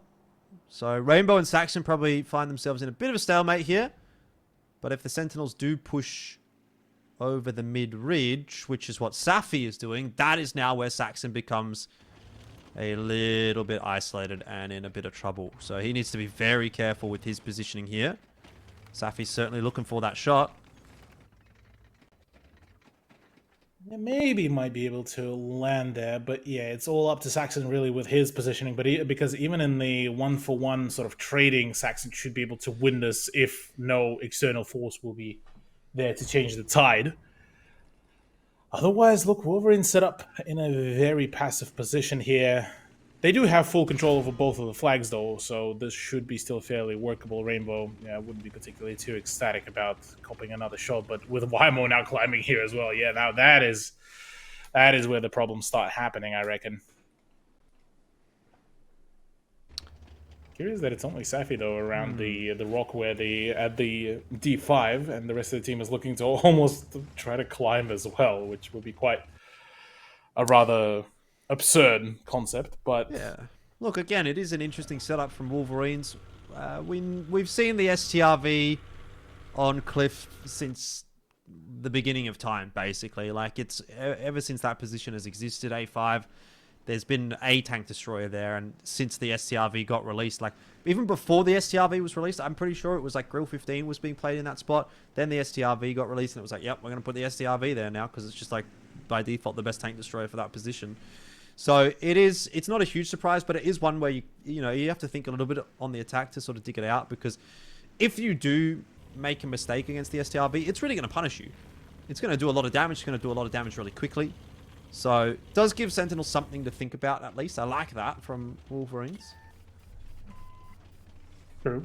Let's have a look. How will the BZ really fare against the 50B and the CS, seeing as it's still one of those tanks that, look, I mean, you could quite still well play it in the pubs. Unfortunately, in the competitive setting, it's still one of those tanks that has almost too many of the drawbacks. So Sir Robin might be on a bit of a struggle street here to play, really, unless he gets to play with his the gun depression and to play for the armor profile. But maybe that 113 on the interception course for Safi would be able to do some damage, but again, this will be a very lucky play if that comes to fruition. But even then, Soltarian decides to actually go for the safer side of the donut rather than just try to outright peek there. Maybe it is for the better, but still missing out on the opportunity to be able to find any sort of damage. So again, it is looking to be a very prolonged game where I wouldn't be surprised if we will just sit here till the end of the timer and basically call it just a win or a loss by time. There's no world where Sentinels is going to let this play out as just a loss by time. They're definitely a more quality outfit than that. They're just sort of setting up all of these tanks over toward the 9 line, I think, just to try to rush in on that STRV. I mean, Safi, the IS-7, when he gets there, he'll probably be the one to lead that charge, just purely because he is in one of the quote-unquote more expendable tanks. And yeah, there you go. You've got him straight away, sending it out the front. He's got a little bit of trolley armor. Hopefully he can bounce 1 or 2 shells. Speed and return, kind of trying to keep their HP in reserve. And Wymo up over the top to try to bully Saxon. It's all happening at the same exact time. Decent focus fire there from Toddy, I would say, but returned in that 50B. He's never going to go down, so maybe you'd be better off putting those shots into someone else like Safi. I don't know if he had an angle on it. Don't think he did, but maybe Wymo. And Wymo could be dead by now, put it that way, if he would not have fired that shot into return. But either way, it doesn't look like Wymo's going to get another shot off anyway, so I'm probably going a little bit too in-depth on that train of thought. But still, 2 for 1. Sentinels, again, finding those advantages. At least there's an ignite from Toddy coming around, but so can be said about Rainbow. The damage to tank is going to be rather problematic. Toddy, at least, is able to farm up the absolute storm, courtesy of the Swedish tank destroyer. But as it stands, yeah, look, it's still a dire situation. If speed falls here, this could still be somewhat clawed back here by the Wolverines, but Toddy would be the key element of this whole play. So is Soltarian, who will need to get rid of Rainbow before that AMX 50B does make a rotation. It's definitely winnable for Wolverines, but I just think it's difficult for the STRV to survive here. I mean, the benefit for Wolverines is that they are on the defense, so they just need to draw time. Yep. I mean, Soltarian might just be able to find the shot onto speed. That's what he's probably looking for. I mean, either way, he gets the shot onto speed or he gets Rainbow off the hill. And one way or another, with a minute Also and a great 40, can Sentinels really find a way to dig out a full HP 113 that's on the hill, plus an STRV at the back of the map, which is like basically just been chilling at the moment. Like Speed's not going to be able to 1v1 that STRV. No world. Yeah, no, not at all. Toddy should be able to shut him down. So I think this is where the majority bulk of the reinforcements are being drawn to. Just get rid of Toddy, get him to be lit up, and yeah, put him in the crossfire, which is going to be the idea here. AMX 50B plus the CS on the double up. Toddy should be eliminated pretty swiftly, though Toddy needs to hide as soon as possible.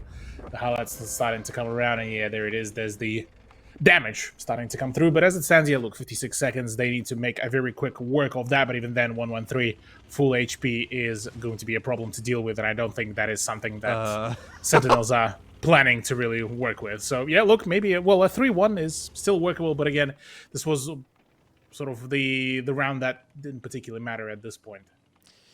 Yeah, Sentinels just haven't given themselves enough time. If they would have gone a little bit sooner with their initial push, I think they can win this as a 3-on-2. Obviously now it's a 2-on-2, but like they would win this as a 3-on-2, I think, if they had extra time to play with and they were able to rotate across. But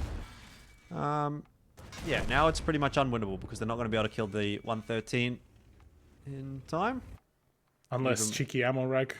Okay, sure. I mean, that notwithstanding, but... Yeah, but even then, 5 seconds, yeah, there's just not enough time to even get to start hitting all of those shots. So yeah, look, Soltarian gets to survive and gets to win at least a round for Wolverine. So at least some return on that investment. But even then, yeah, Sentinels would still be going away with full 3-pointers. And that is basically GG, well played. Not really much to be said apart from the fact that, look, back to the board for Wolverines to try to come up with something new. Something, in terms of the scoreline, look, I'm with you here. I've highlighted it before that statistically, Sentinels were bound to win here. Yeah, definitely. I would tend to agree. I mean, look, that's kind of the damage numbers you want to be seeing if you're picking up the STRV. 4.9k, nearly 5k from Toddy. Good stuff. What I will say, though, and even despite that being a good win for Wolverines, a little bit of team damage in there from Flaming, is that it doesn't fill me with a huge amount of confidence, even though they've gotten one round of Sentinels. Like, normally I would say, oh, yeah, one round of Sentinels, pretty good for a new team. Give them some credit there, but the way that they win that round is a little bit cheesy. It's not like super standard. You can't win on a lot of maps like that. You can almost only win that consistently with that kind of a setup on Cliff defense. Like, you can try the STRVs on Proc and maybe a couple of other maps, but it's just not as good as it is on Cliff. So if that's the only way that you're going to be able to win a round, then you're not winning standard rounds, which means you're not going to be super competitive when you're taken into other maps and up against other teams. So I want to see a little bit more from Wolverines. It's good that they've gotten the win over Sentinels in one round. There is something to sort of take home from that, but we need to see them and come back next week and how they continue to play. Can they win a bit more of a standard game? Because ultimately that's where you're going to be able to consistently win or lose your games, and that's how you're going to get through to playoffs. So not enough shown from me today from Wolverines, but similarly, Sentinels, they are the best team in the league, so can't really draw too many conclusions, I don't think. I don't want to be too negative about Wolverines in this game. Yeah, no, I'm echoing the same sort of sentiment here, Jordan. For Wolverines, it's just, look, first day as it is a bit of a rough one to be paired against Sentinels. But at this stage, sort of everyone would have been paired, or at least one of the teams would have been paired on the first day. And look, suppose it's easier to sort of rip the band-aid off on the first day and sort of get to working off the back of this sort of new, fresh experience.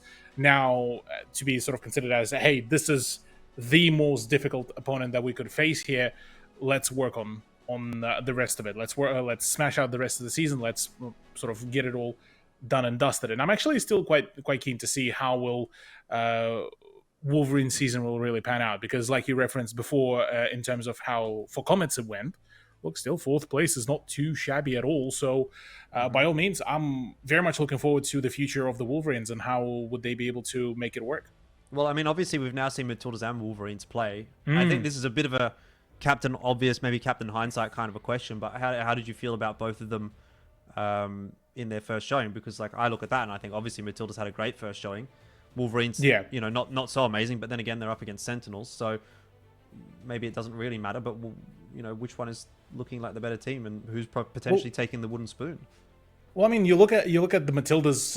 Arguably, they have technically a bit more of the ANZPL veterans presence, so they have already the know-how. So, in that regard, Matildas definitely look a whole lot more promising than the Wolverines. But in terms of Wolverines, they feel a whole lot fresher because they feel more that like a blank sort of open book where you're ready to basically mold it and write whichever history that you want into it. So in terms of Wolverines, they have a lot more of an idea, or not the idea, sorry, rather a whole lot more of the creative power in terms of how they want to approach each one of their matches. All right, well, let's get Wymo on the line. He's ready for a chat. So big dub today for the Sentinels. Wymo looking good as usual. Did you trim the mustache this season? Nah, not at all, man. You know, grow it out properly. It's got to be not trimmed.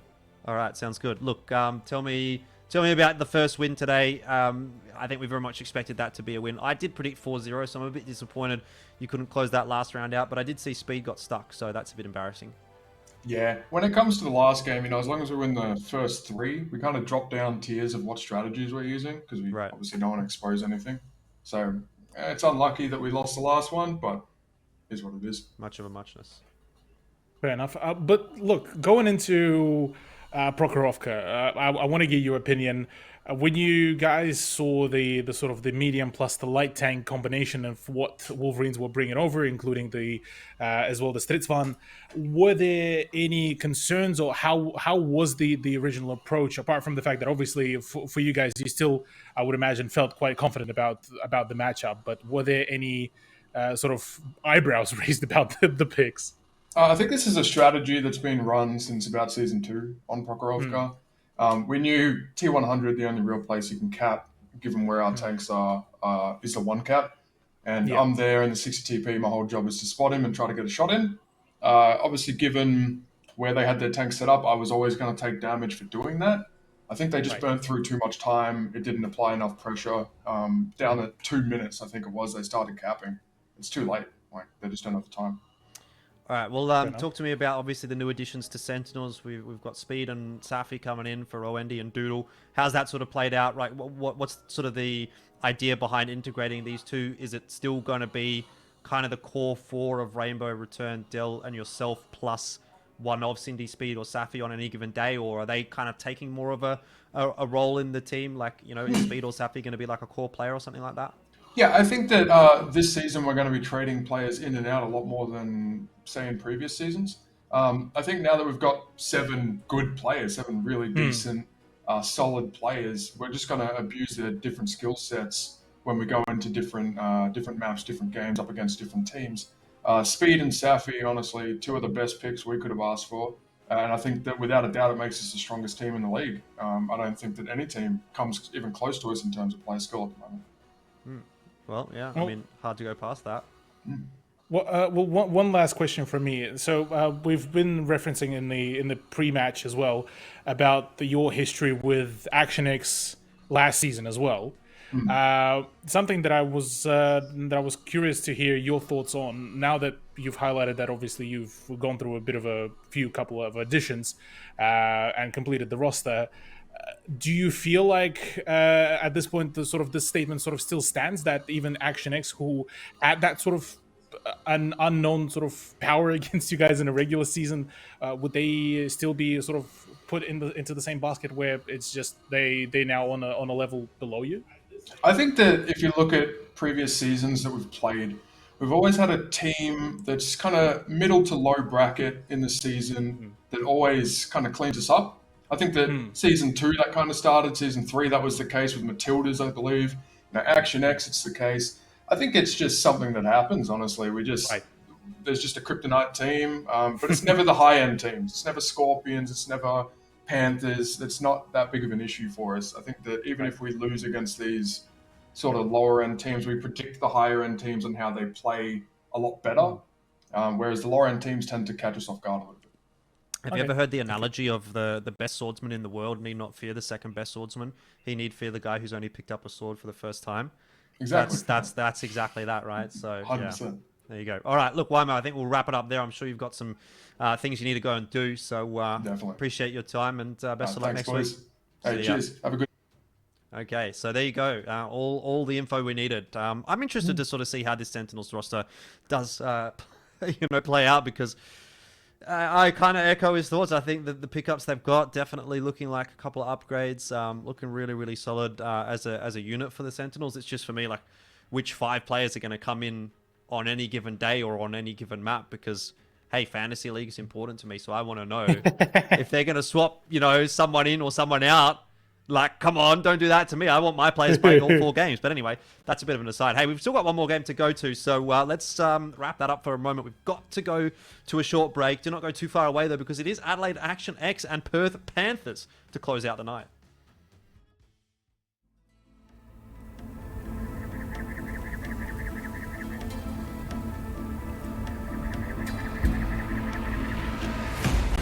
Season 10 of Battle Pass, the first of many seasons in 2023, starts at the end of February. Over 3 chapters, the following tankers await you. Sandro Mancini, a lucky veteran who's ready for everything, will be in his Rinoceronte in the Knicks' progressive style. A polyglot with the knowledge of 8 languages named Emil Kittel, plus his mouse in the Wüstenschiff style. Rebecca Holmberg, the best spy in covert operations, will command her UDIS 1516 in the Svadilfari style. These commanders are very different, but what unites them is one goal and one common story that you will discover during the season. What's more, all 3 are ready to lead you through endless sands and onto rewards. Most rewards are familiar, but there are also new ones, like bounty hardening, for example. It'll help you survive not only under the scorching sun, but also in the hottest of battles. In the Items for Points section of the in-game store, you will find styles from Battle Pass Seasons 7 and 9. And don't forget about the Items for Tokens section of the in-game store as well. First and foremost are Tier 9 vehicles, of course. And there are additions to their ranks. The sturdy and confident BZ-58-2 with a powerful gun and reliable armor. The Kampfpanzer III Project 07HK with 2 firing modes. It's menacing and effective in whichever mode it uses. Here's another new, important feature that will appear in the middle of the season. Collections are where you will be able to see all your gathered customization elements from all seasons, starting with Season 10. You can get up to 3 additional tokens for collecting these elements. A reward decal and secret materials that will uncover the details of the story of 3 commanders will also be available. More details about collections will come later. And for now, stay tuned. Collect rewards, learn all the secrets of the desert, and fight in style.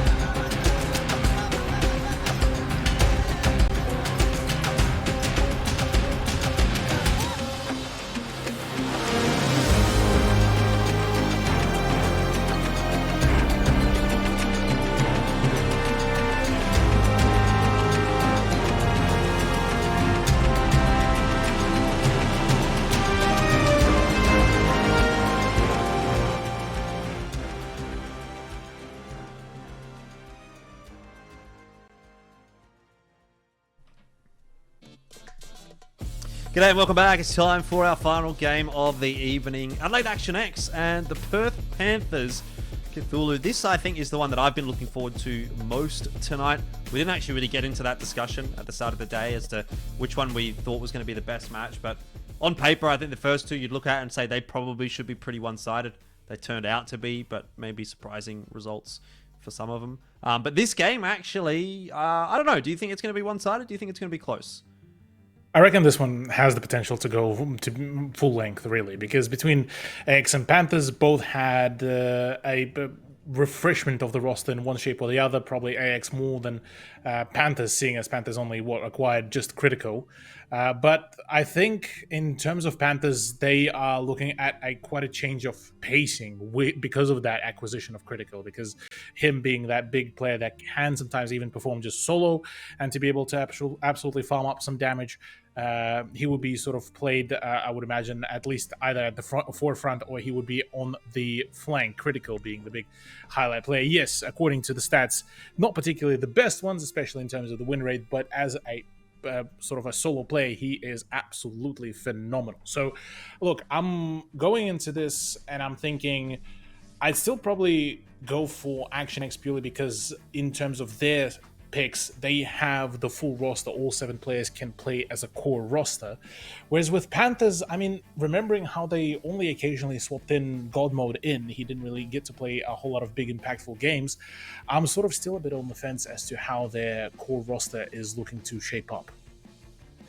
Yeah, I mean, with that said, and obviously people would have seen my prediction was actually Panthers when we looked at that prediction graphic in the last game. I really feel like Panthers underperformed last season. I don't know why they didn't do better than they did, because they've got a really good roster. You got Bales, Madhouse. I'm big fans of both of those players. I think, you know, JS, Twit, Darsley, all very experienced. Yeah, you say Godbo didn't get too much game time, but you've pretty much got the full core of the roster coming through again this season, and I think Crit's a pretty good pickup as well. So I don't know, man. I think Panthers could be a pretty good shout. Now, Trax, obviously, he moved over to Action X last season, if I remember correctly. He was definitely there last season. That's correct, yeah. Whether it was 2 seasons or whatever. But yeah, he seemed to be a pretty good pickup for Action X last season. So I kind of keep my eye on him tonight. Oh, yeah, absolutely. Yeah, look, I've been saying this last season as well. Trax has been a phenomenal pickup for Action X that basically almost rejuvenated them, because they were back 2 seasons ago, they were looking absolutely almost down bad, horrendous, where they had the good setups, they had the picks, they had the the strat setups, but just things never really seemed to work fully correctly for them. The moment Trax popped up and he was able to commit his sort of expertise, his knowledge to their strats, to their playstyle, and the way how they were managing the pacing, it just went all uphill for them. So I'm like you are, I'm very much looking forward to see how will Trax be able to perform, more so now even how will just Action X in general will be able to perform, because with 2 veterans of the scene, Lightning Man and Ravi coming back, I'm expecting some really cool plays from them. Yeah, me too. I think it's going to be a pretty good roster. Like, I don't think it makes the roster any weaker, the changes that they did make. No. I mean, look, minus speed, minus Val. I do kind of rate both those players. I think especially Val was always pretty important in this Action X roster. Just in terms of the role he played, like he seemed to be one of the guys that would always sort of get it done when it needed to get done. So I think that is a bit of a loss, but yeah, Lightning Man's been around the block quite a bit. He's been around since season 1, missed out last season. Same for Ravi. They both played since season 1, but they did miss the previous season. But maybe a season off kind of gives you that competitive drive again that you were lacking, or both these players I think suffered quite a few difficult seasons in terms of the results in some cases, right? Especially Ravi, who was with Bulldogs, who were like doing so well at the start of ANZPL and then just slowly but surely tapered off. So I can understand why that competitive drive might like go missing a little bit, take a little bit of time off though, and come back, and maybe they're really just raring to go, and Action X is going to benefit greatly from these pickups. We'll obviously have to wait and see. But in terms of this matchup, yeah, I mean, I feel like I'm still pretty high on Panthers based on what I even said at the start of last season. I looked at the roster and I was like, this could be a good roster.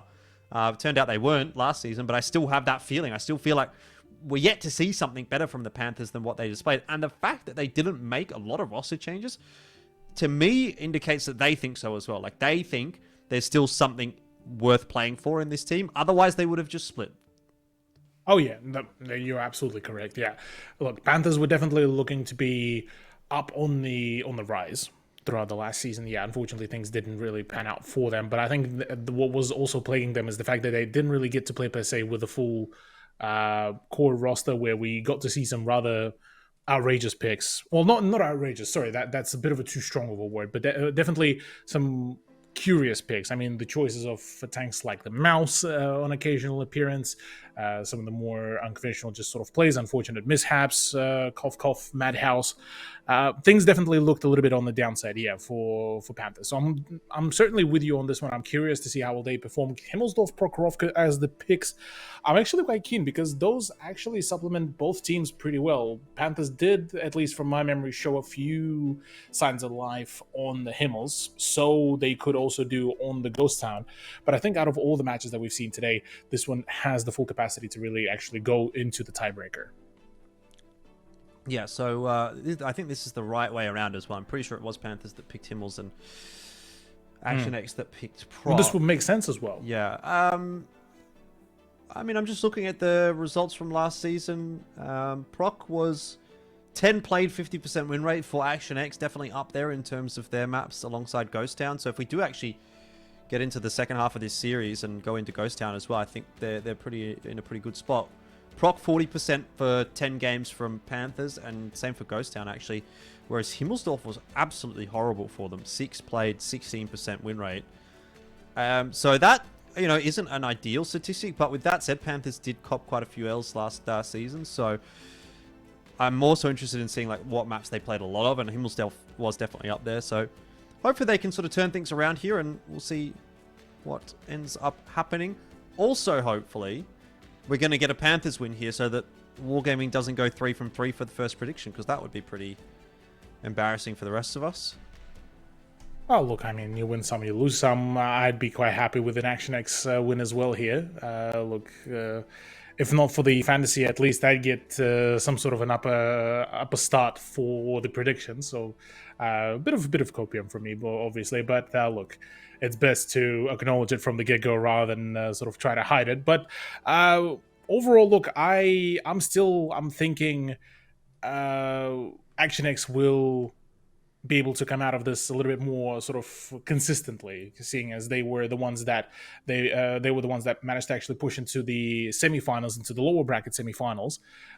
They certainly had the right idea, the right momentum. So look, yeah, I suppose that's sort of the only reasoning why I'm sort of basing at least my predictions against Panthers. But in terms of the Panthers play, they might just be able to really turn it around and really give it all, seeing as look, they have now all the tools in their hands. They just need to now start utilizing them. Yeah.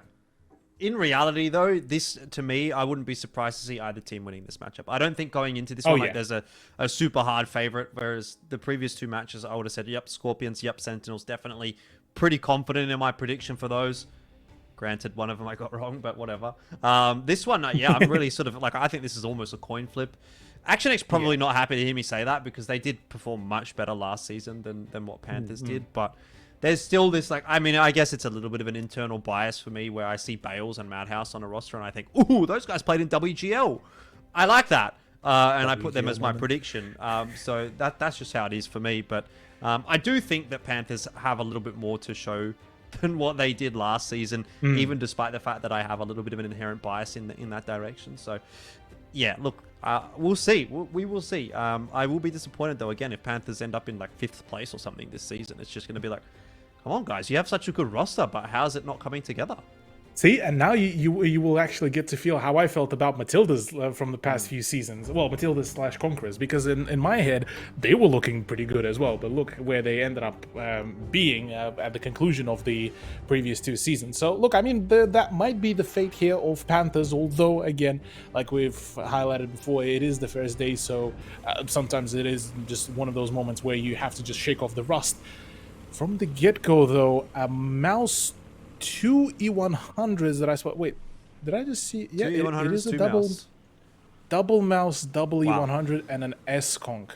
This is about as heavy of a Wowee. lineup as you could take. Like, I guess you could drop the S-Conk for what, a 60 TP or something like that. But I mean, and- even the S-Conk still bears quite a fair bit of HP. Yeah, even then, I was gonna say like the S-Conk is pretty hefty. So that's a lot of HP to chew through. 50, nearly 16k on the Jeez. defensive side of Action X. 2k over their opponents. I mean, for Panthers, that does raise the stakes as well, including the fact that they are bringing in God Mode as well for this one, so no Mana House for the first play day. That should be quite interesting. On the top of the fact that there is also a 1-1-3 for Bales, so definitely quite a bit of a departure from the usual, from the norm. And JS to push up aggressively from the castle. That is, I mean, this sort of starts shaping up actually interestingly well here for Panthers, where I reckon the moment they try to make any sort of rotation, there will be certainly a decent amount of bleed on a few of those streets, and JS should be able to get a good bulk of the damage. But for CJ, his main job here is to not bleed a whole lot. He's the sole holder of the 1-2 line. Yeah, look, I was going to say I was a little bit surprised to see Critical being the one to take the 50B here over Bales, because I've always really seen Bales as that auto-loader player for the Panthers, and it seemed like that would be, you know, instantly his tank, and then you build the rest of the team around them. If they're going to take a 50B, it's going to be for Bales. But, yeah, look, maybe they've changed things up a little bit. We know Critical is a big damage farmer as well from his time in Matildas, so it's not hugely surprising. I know he has played the 50B in the past.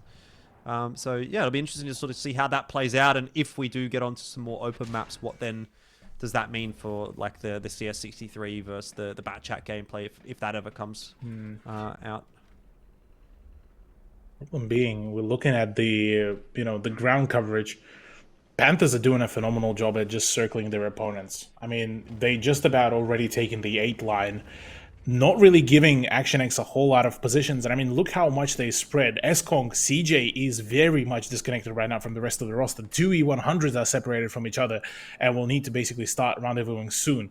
Mouses also won't really be able to do much straight from the get-go, so Gloucester will be tanking a lot of damage at the beginning of this engagement, as he seems to be the first person who might be taking or receiving the initial aggression here.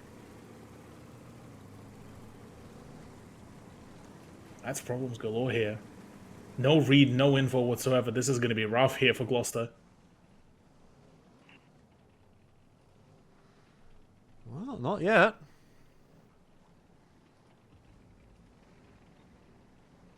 Here's the interesting conundrum. I was about to say that no information for either parties, but it seems like E100 spearheading the push is going to be the answer to this.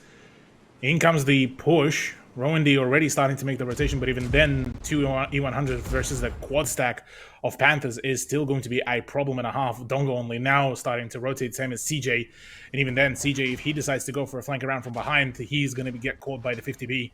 I like what Twit's doing there, just sort of putting himself out as the first priority target, right? He's in an IS-4, so he can soak up a lot of damage. Now tucks himself in. Bales disappears as well in the 113. And, well, Panthers have done a really good job of isolating Gloucester. But even still, I mean, they have got so much HP to power through here that it's not going to be an easy shout. CJ in that Super Conk as well has found a really nice flanking angle onto Critical, who's down to a one-shot. This is very much still a problem for Panthers, I think. Even though they've got the numbers advantage, this position from CJ is just too powerful. He can pretty much 1v2 Bales and Crit, especially if Crit makes a mistake. Oh, that's unfortunate. Not a good shot from CJ to be whiffing there, but he really does want to get this kill onto Crit. Got to ensure he doesn't overcommit there, but nicely done. And Critical goes down without firing a second clip, so that's a big problem, because now Bales also loses this 1v1 against the Super Conk. It's a Super Conk, right? You don't win against the Super Conk unless you're in a Super Conk with more HP. That's just how it is. So CJ has just completely unlocked this round for Action X. Massive play. Pretty sure there was a small boost space that Bales could have actually gone for to escape another shot from CJ, but that was a bit of a gamble spot. The cool thing about that whole lineup that AX has brought on board is the fact that even with Gloucester gone, the sheer abundance of HP makes it borderline negligible that they lost the 100. They still can flex that HP. They still can go for those trades. And, I mean, look at that. Trax and Donga still being only one shot away from being full HP. This is... I mean, this is the best case scenario right now for Action X, despite the initial loss of the momentum. And Panthers was on the attack as well, so at a certain point, they're going to have to go. Roendi doing a good job of trading 1-for-1 there. 3k damage out from CJ as well. And he's putting that pressure in onto Bales, who is now 2 shots away from death. But it's not even as if Action X has to push the issue here at all. They can just chill. The game's over.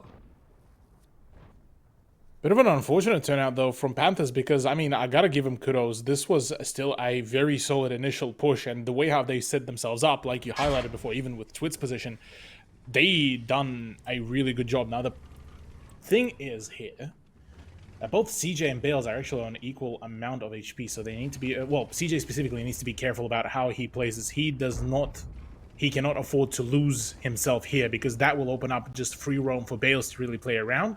With minute 20, this is the time where Panthers need to decide as to what they're doing, because they're rapidly running out of time, out of opportunities. Bales did a really good job by just backing out and relocating himself to start farming up Donga and Trax as well as the Rowan, and forced them out of those basically, well, side-scraping positions, which should open now the window of opportunity for the push. Yeah, Bales, great spot.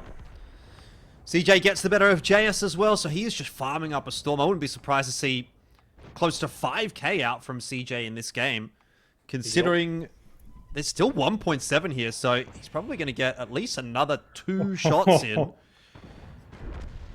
get one more onto Twit. You'd think maybe even the finishing blow. Well, there it is. 440. It is. What a roll as well out of the Super Conk. Like, this is going to be a huge game from CJ, man.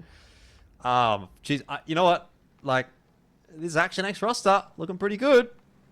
Yeah, like I said, I told you, man. I told you. Action X, after all of the pickups, yes, losing Val was almost a critical hit to them.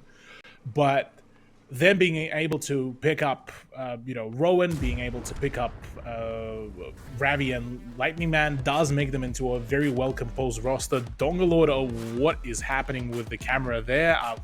He's just really happy. He's just really happy about how the game went. He's very excited about that. Very hyper mode. Yeah. Meanwhile, we do get a wide critical though, which is that's the cool. one thing that is almost start playing that music. You know the one I'm talking about. Yeah. Yeah. Right. Hell yeah. All right. Well, maybe not hell yeah if you're the Panthers. That wasn't ideal. I thought they did a pretty good job of isolating the initial fight, but the fact that CJ was able to get such a good flank onto Crit is kind of what made or broke that game, in my opinion. The fact that CJ is able to make that play and essentially 2v1 Crit and Bales, hell yeah, that's exactly where you need the individual to be stepping up. There you go, it's 5.5k from CJ, so he's even gone above the expectations. Gloucester, even in his position, he was still able to get himself a nice solid 2k damage, which is almost surprising to me given just how rapidly he was swarmed in his position. So all in all, this actually worked out perfectly well here for him. And yeah, you look at poor Crit, only how many pens? So 2 pens. So 5 direct shots, only 2 pens. So once his clip was extinguished, he was basically a free farm for CJ, really. And from there on, yeah, things really started collapsing. Can't help but got a feel for Panthers. That was a really good execution, but I think that execution would have worked if AX didn't bring such a heavy lineup, because that health buffer basically was the MVP for that round. Yep. Yeah, wow. I mean, even you'd be looking at that as Bales and thinking, man, I did a pretty good job. What happened? But yeah, sometimes what you can do as an individual doesn't quite come together with what everyone else was putting together on the other side of the field. So really nice stuff from Action X. Look, they made Panthers' life really difficult by bringing the composition that they did. And I want to give credit to the Panthers. They did a pretty good job of it. Obviously, nice fire at the start there from JS onto Roendi helps a bit, but I didn't mind this initial setup. It's just, again, let's have a look at what happens with Critical when he gets flanked. He's sitting in the middle of nowhere. He is out in the middle of the courtyard, and CJ is just farming him, and that is not good at all. So that's where the difference gets made. Yeah, no cover whatsoever. Not really accounting even for the fact that there could be a flank. I am quite curious. Maybe something as a talking point, maybe outside of the broadcast with one of the Panthers players, but I definitely am genuinely curious to know as to what was the idea behind like Crit's position, or whether it was just a misplay that occurred there that ended up costing the position in the park. Because ideally speaking, you are looking at, you completely cross through the park, hide in between those two buildings to completely isolate any possibilities of what CJ was able to do to Crit, and from there on you sort of hide in behind one of the stacks. But again, in the 50B being it being quite a tall tank as well, it would be quite a tall order from the get-go. So yeah, look, I'm a little bit confused. That's probably the best way to really describe how I feel about this sort of turnout for Panthers, because on paper, yeah, it was a very sane idea. It was a sane approach to it. But I think when they saw the lineup that was posed against them, they were presented with the idea of how they could have really turned it around, how they could have played it a little bit maybe more passively, where they would have bled some damage, but they ended up just deciding to just stick to the same plan, which ended up backfiring, really. All right, well, jumping into the second round of Himmelsdorf, it was the map choice of Panthers, so they're already on the back foot. Even if they do manage to win this and secure a 1-1, you'd say 1-1 on your own map choice, not really what you want to be going for. So let's see what they're going to be able to do here instead. Panthers have opted for a similarly heavy lineup as what they did last round, and ActionX also a similarly heavy lineup as what they did last round. So again, ActionX really leaning into like the super heavy mentality, where Panthers have gone a little bit lighter. There's a 113 in there, and you know, obviously the IS4 and the Super Kong still kind of considered a super heavy in a sense, but not obviously to the same extent that 2 E100s and 2 Mouses. I wonder what's Rowan D running, because obviously it's not hardening, seeing as Crit on the IS4 has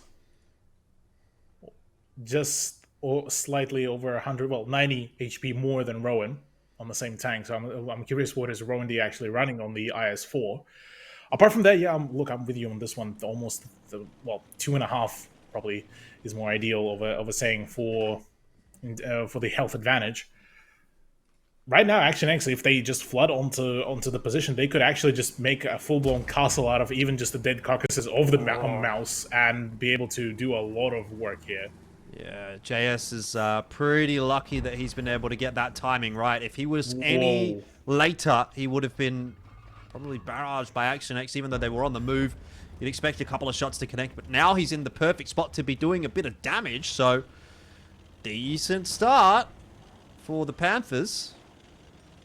And where does ActionX go from here? I mean, they are very much all eggs in one basket on that 2 flag. When you have this kind of composition, there's no plan B. It's plan A works or we're dead.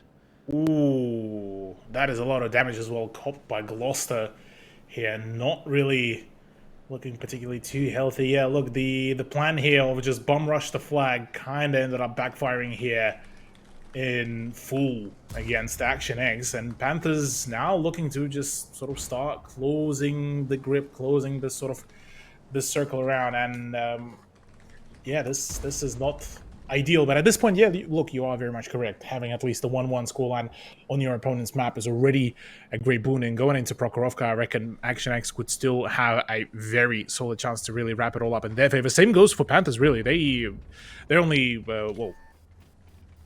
They still have at least one round in their hands, so it's not like they are straight away put into the game of a sudden death going into map number 2.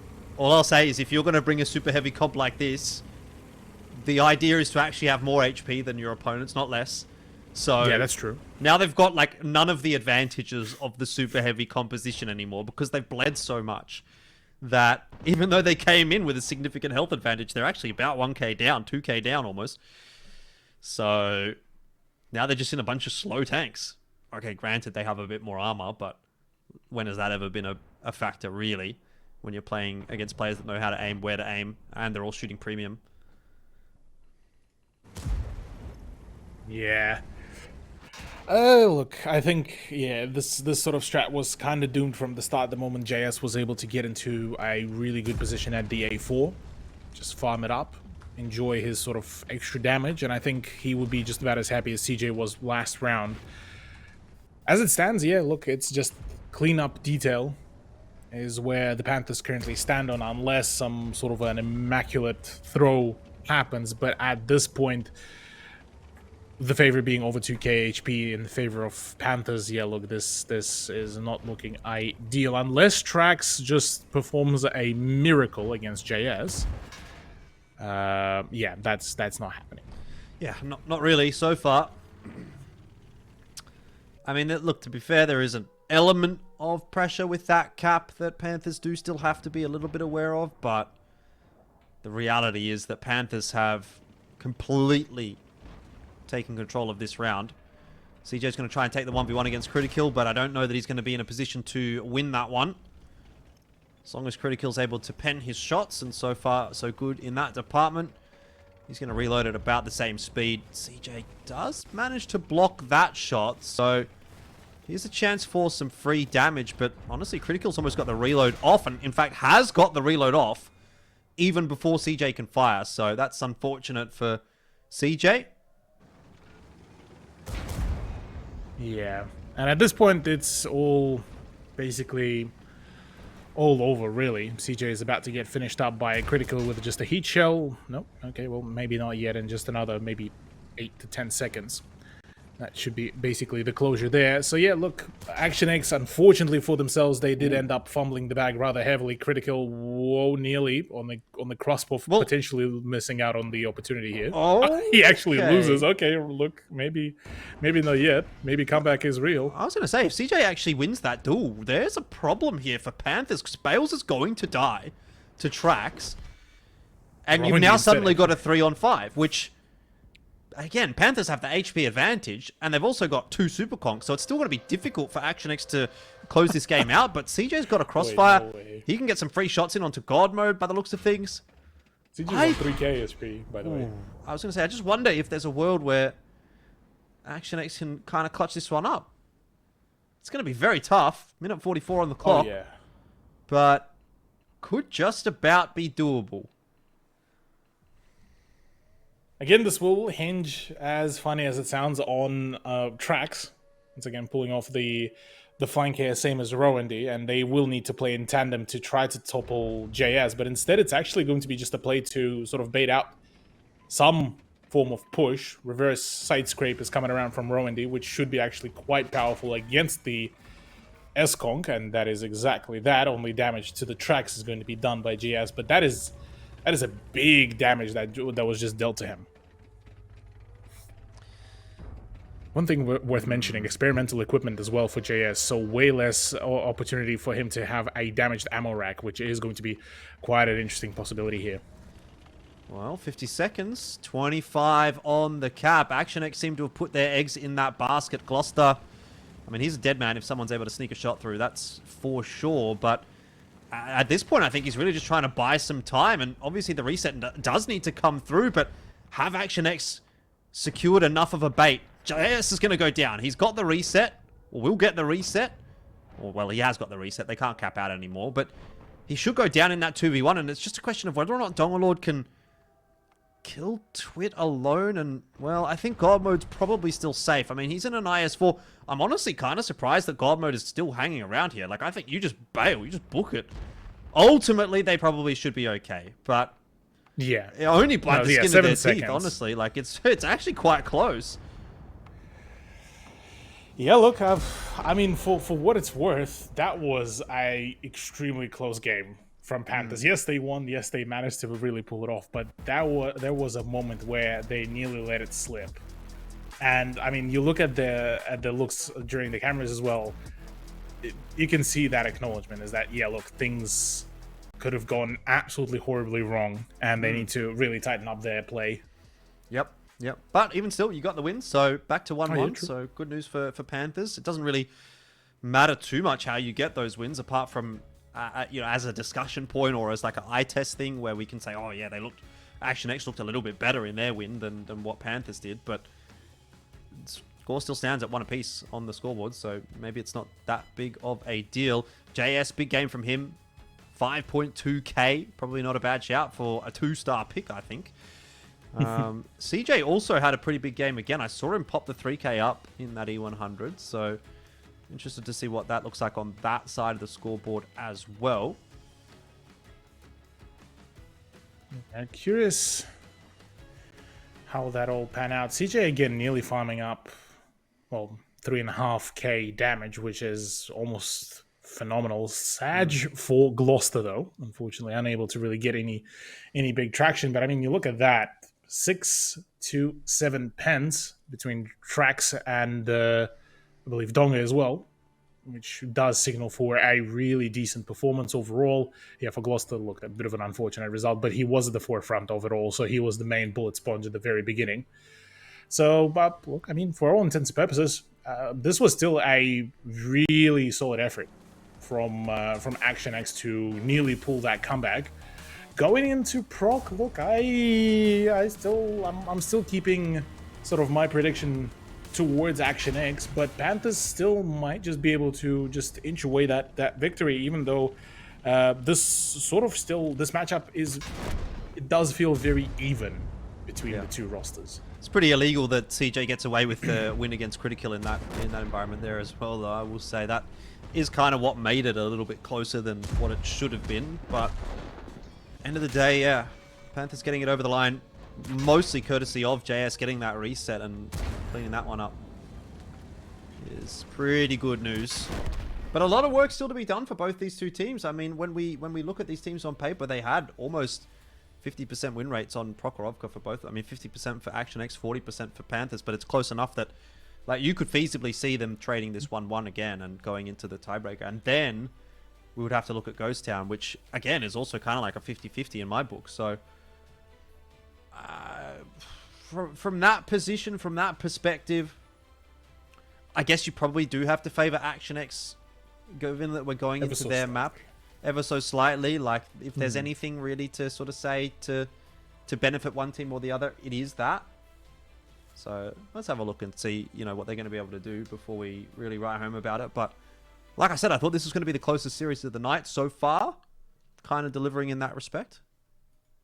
Yeah, look, I think both teams really are delivering pretty well. I mean, on one hand, that we look at what Panthers did just during their second round, it was still a pretty good initial momentum. They managed to really bleed their opponents really well, which did at the end end up being the main sort of cause of the winners, because they managed to basically take out at least one of those tanks out of the equation. But going into now Prokhorovka, look, both of the teams don't really strike me as the ones that would go for the same experimental ways of Wolverines.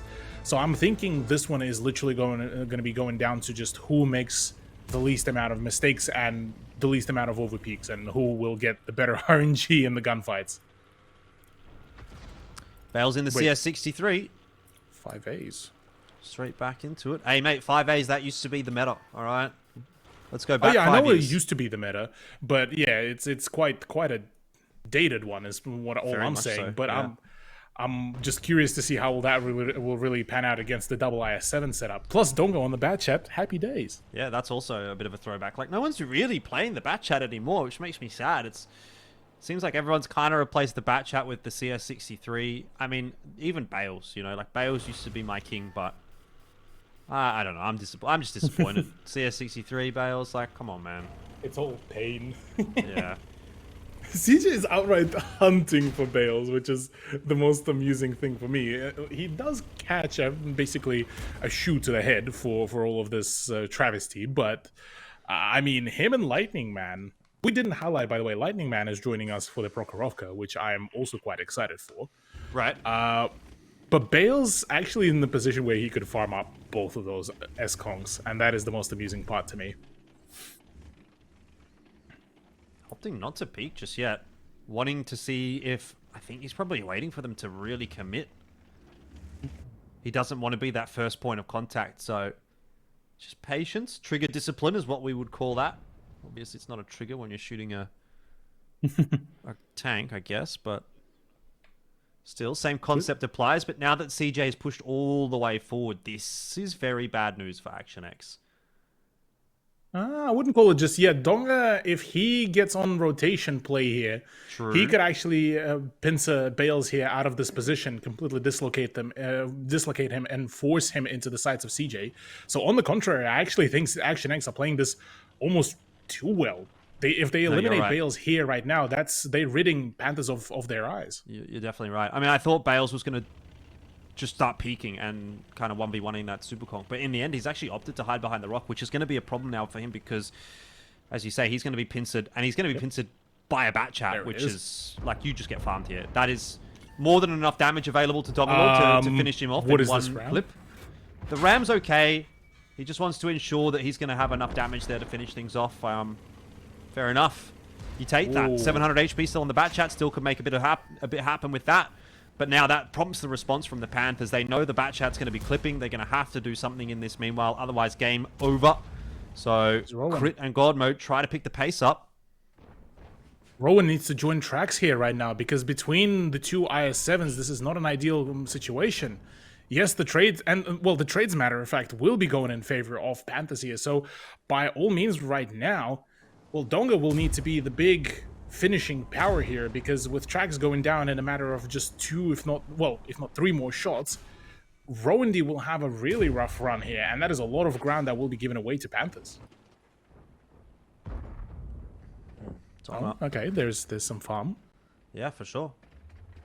I think if you're a Donga picker in your fantasy league, if you're a fan of Dongas, you want to see Dongas in the Batchat because that I think is where he does his best work. And 3k damage in this round would be another great example of it. Has really dictated how this game has played out, right? This game has been won and lost on, well, A, initially the choice of Bales' position, and then B, how Dongalord reacted to that. Between that as well, that Rowan just got to finish JS. Twitter's only on 1000 HP. Godmode just died. This is a very quick downfall of Panthers.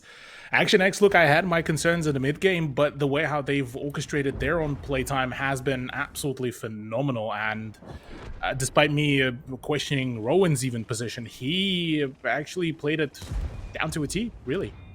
Apart from that bounce, but we'll ignore that for now. Yeah, Twit catching all the shots.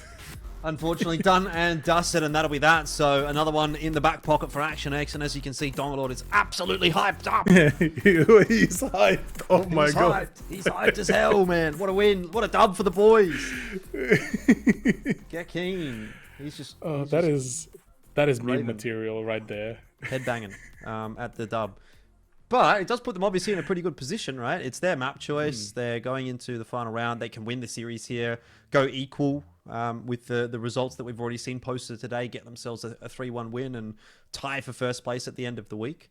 Panthers obviously still going to be looking to try to push this one through the tiebreaker. And like I said, I still think they've kind of got something left in the back pocket, right? I think they're a better team than losing 3-1 in this matchup. And I look at that last round and I think, you know what, that's just like, I mean, is there too much you can really do about it, right? Bales was inevitably in an awkward spot, as we could see, and he gets taken out of the game, right? And it's just like you're playing 4v5 basically. So just an initial setup that doesn't work out favorably for the Panthers. So they don't really get to show us what they have on that map, unfortunately. Yeah, but look, I mean, we got to take into consideration, first of all, you know, it is the first day, so some of the teams may be still shaking off the rust and getting, you know, themselves on board in terms of just the general sort of pacing of it all. The other thing as well, remembering our very first matchup, Scorpions versus Matildas, Matildas managed to really perform quite well as well. So I think going just into this one, it's just more so of how much teams really ended up preparing and setting themselves up for the play. Yes, Twit here was able to farm up almost 4k damage, which was an absolute flurry of play. But otherwise, look, for Panthers, this has been quite an unfortunate, really, turnout. Looking at just how things just started shaping up, just how overall the general positioning on Prokhorovka was things just looked dire, and losing their eyes in form of Bales fairly early as well, due to, mind you, a relatively unconventional play from AX. I mean, having S-Conks, both of them matter of fact, over push into the E to A line, or pardon me, not E to A, F to K line, is generally, at least in my experience, unheard of. Just for a singular CS as well, mind you. So I would sort of more so just say here that it is due to just ActionX just going for the play that I don't think was really accounted for by Panthers. Well, lots to think about for Panthers when they do go back and have a look at their attacking side on Prokhorovka. But I'm not going to draw too many conclusions from that. I still think on the defense here, they have a pretty good shot of bringing it back to a pretty even scoreline. I will say my general feeling at the moment is that this is a little bit better from ActionX. Just in general, like overall, the wins that we're seeing from Panthers are a bit streaky. ActionX wins seem to be quite one-sided. But how much does that round change if Bales just decides to farm CJ as he's crossing in the Super Conk instead of hiding behind the rock and then getting farmed by, like at the very least then he's trading even damage. And I don't know if he necessarily kills CJ, so it's probably still a one tank advantage for ActionX, but at the very least he's got some significant damage down. And I don't know, that's one of those little intricacies that maybe one decision could have made a big difference in a round that we will never know. Yeah, look, I mean, I'm with you here. I'm still curious what sort of outcome that would have created. Obviously, it would have painted a much bigger target on him if, or rather when Bales would have been gone and the Panthers started over peaking as well. And that would have probably changed just general sort of pacing of the battle. But overall, yeah, look, I gotta agree with you. The pacing from AX has been a really well orchestrated one. Now, once again, Bales is looking to try to scout out once again in the CS. No information, interestingly enough, was gathered. So this is something that we could address later down the line, plus the Leopard 1. Yeah. Now every time you see a Leopard 1, you're like, ooh, what's going on here? Plus, it's a Leopard 1 and a Bat Chat, so it's not even as if you've just sort of sacked one one medium tank and swapped it for another. You've actually gone quite deep on the medium hype train. The cool thing, or rather the cool idea from what ActionX are actually bringing here, at least the way how I see it, is you technically bringing the accuracy that is slightly worse than what Stridsvan offers, but you bring in a whole lot more mobility, plus obviously a fully rotating turret. Yeah. So in that term, you could play a very sort of consistently damaging sort of lineup. Dastardly in the IS-7 in this position could actually be a really good linchpin to really play against if there is an attempt to push for the 2 flag. But at this point, even with IS-7s sort of dipping their toes around that sort of railway, I'm not really seeing that happen. It is panning out to be more so pressure towards the 1 flag, where they want to isolate, first of all, the IS-7, but the 2 S-Conk stack may be the downfall of this very idea. So I'm not too sure what to really make of it. As long as Donga can safely spot Twit and make sure that the rest of the team can put damage into him, maybe this is workable. But then you are looking at the idea of needing to basically move all of your heavies to supplement those 2 mediums, and that will definitely telegraph the intentions really, really brightly. It is quite a passive setup from the Panthers, isn't it? It's given a lot of map control to ActionX early. They haven't had to waste too much time taking mid-ridge, and even the Bat Chat of Donglord has pushed all the way up to the D-line, so they have a lot of early positioning. It means they're going to have a lot of time to work with on this attacking side. But as of yet, no info. They don't know where any of these tanks are on the defensive side at all, so that's going to take a bit of digging. Certainly will take quite a moment to get themselves on the roll, given that, well, for ActionX as well, at 2k, well, 1.5 more so of a differential in terms of the HP pool as well, doesn't really instill a whole lot of promise. Cool to see, though, the moment Action X call for, hey, we're gonna go for that 2 flag, there it just seems a little bit too off on the 1-2 line. It's everyone rotating, including the Batchat, including the Leopard. All of them are rotating their forces because they fully acknowledge that they have the DPM, they have the firepower, they don't have the HP, and this is where they need to make the play. This is where they need to play together. And as it stands, they must not over-peak. Bale spots Rowandy. So that's the early bleed, and that's where this issue could start rising. But the good thing is, the actual DPM is still on the 3 line. This is a bit of a bait and switch here from Bales and Dastardly. Like, Bales is kind of presenting himself as a nice, juicy target. Rowandy and CJ are thinking, yeah, we're in an IS-7. If we get on this island and fight Bales, he's cooked. But actually, Dastardly is kind of hiding in the back pocket there as well. So obviously, it's a bit of a 2v2. You do still have maybe some angles in from Lightning Man and the Super Conky in mid. But if there's a world where Bales and Dastardly can kind of spring this trap, then potentially they can still do some work. But if Bales overcommits, yeah, he's going to get farmed from mid, so he kind of has to stay here. And unfortunately, he's just getting shot from all angles. And obviously, Dastardly's a little bit too slow to move, so this is going to be Bales going down really early on in the piece again for Panthers. And I'm sorry, if you're going to lose a player that early on in the piece, play it out 4v5. I think that's going to be game over. Yeah, not ideal, although Rowandy and Dastardly still trading. Oh, wow, that is a lot of damage going into. Oh, my God, Dastardly is just gone just like that. Bales will be next on the chopping block. And right now, this is the perfect opportunity for Lightning Man. This is just the farmlands. This is the perfect opportunity, and exactly that is going to be starting to come around. Panthers, once again, looking like they're crumbling. Twit also spotted on that crossfire. This is where Donga gets activated as well. And all of a sudden, that double medium tank setup flawlessly works out. Oh, this is evil. At this point, this is evil. Can we get a countdown as well? Should we do the PP power countdown here? What's the PP power countdown? Well, in his case, it was the reload countdown, but we could have counted the amount of shots from Donga that would be connecting onto Twit, but it doesn't matter anymore, it seems, as this is just a full-blown collapse here from the AX. Yeah, unfortunately for Panthers, just nothing really in this one on the defense, and so it's going to be a walk in the park for Action X to close this series out. The real question is basically just going to be who's going to farm up the most fantasy points, and at the moment, Twit's the only one left standing for the Panthers. He's having a bit of a rough one. Does get a decent shot in there to Lightning Man. I wonder how much damage Lightning Man's done in that Leopard one, because that's, again, one of those tanks where it's like, if you pick that, you just have to do damage. Like, you don't really get much else out of that tank. Yeah. So I'm interested to see what he's going to be able to put up. But nice little flick shot there from Twit. Doesn't matter, though, because obviously game is done. Twit just needs to die. They need to finish him off. We all know where this is going. Is there going to be a ram? Or is CJ just going to take the kill? Yeah, CJ is going for the ram. He is, in fact, going for the ram. Oh, that was nearly a ram kill. But yeah, look, a very epic win for Action X. Big congratulations to them. Very much happy about the turnout. Not as happy, though, for Panthers, as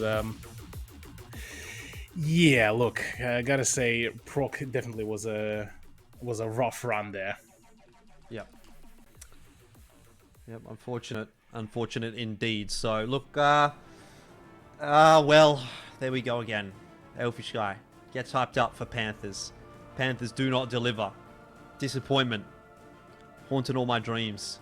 What do I even say? What do I even say? I don't know. Like, obviously Panthers can bounce back in the season and do a little bit more work, but not a great start to the season, unfortunately, for them. So hopefully they'll be able to figure things out for next week. They're going to have to do it pretty quick. We already talked about there's not that many opportunities this season, given it's single round robins. So you've got to be on from the start. Yeah, look, I mean, I'll stick to this my own sort of sentiment where I think it's just the first day, sort of still some of the teams shaking off their rust. And I mean, the play from Action X as well, they certainly put in a lot of effort into prepping their play, the way how they set up. I mean, Lightning Man on nearly 5k damage is also a huge effort, really. But yeah, look, I think it's just at this point there was a little bit of a sort of a communication error from Panthers, and basically that ended up leading to a lot of problems. Bales as well falling twice as the sort of one of the first few people to fall in the early parts of Prokhorovka certainly did contribute to that, at least in terms of just raw sort of setups and HP.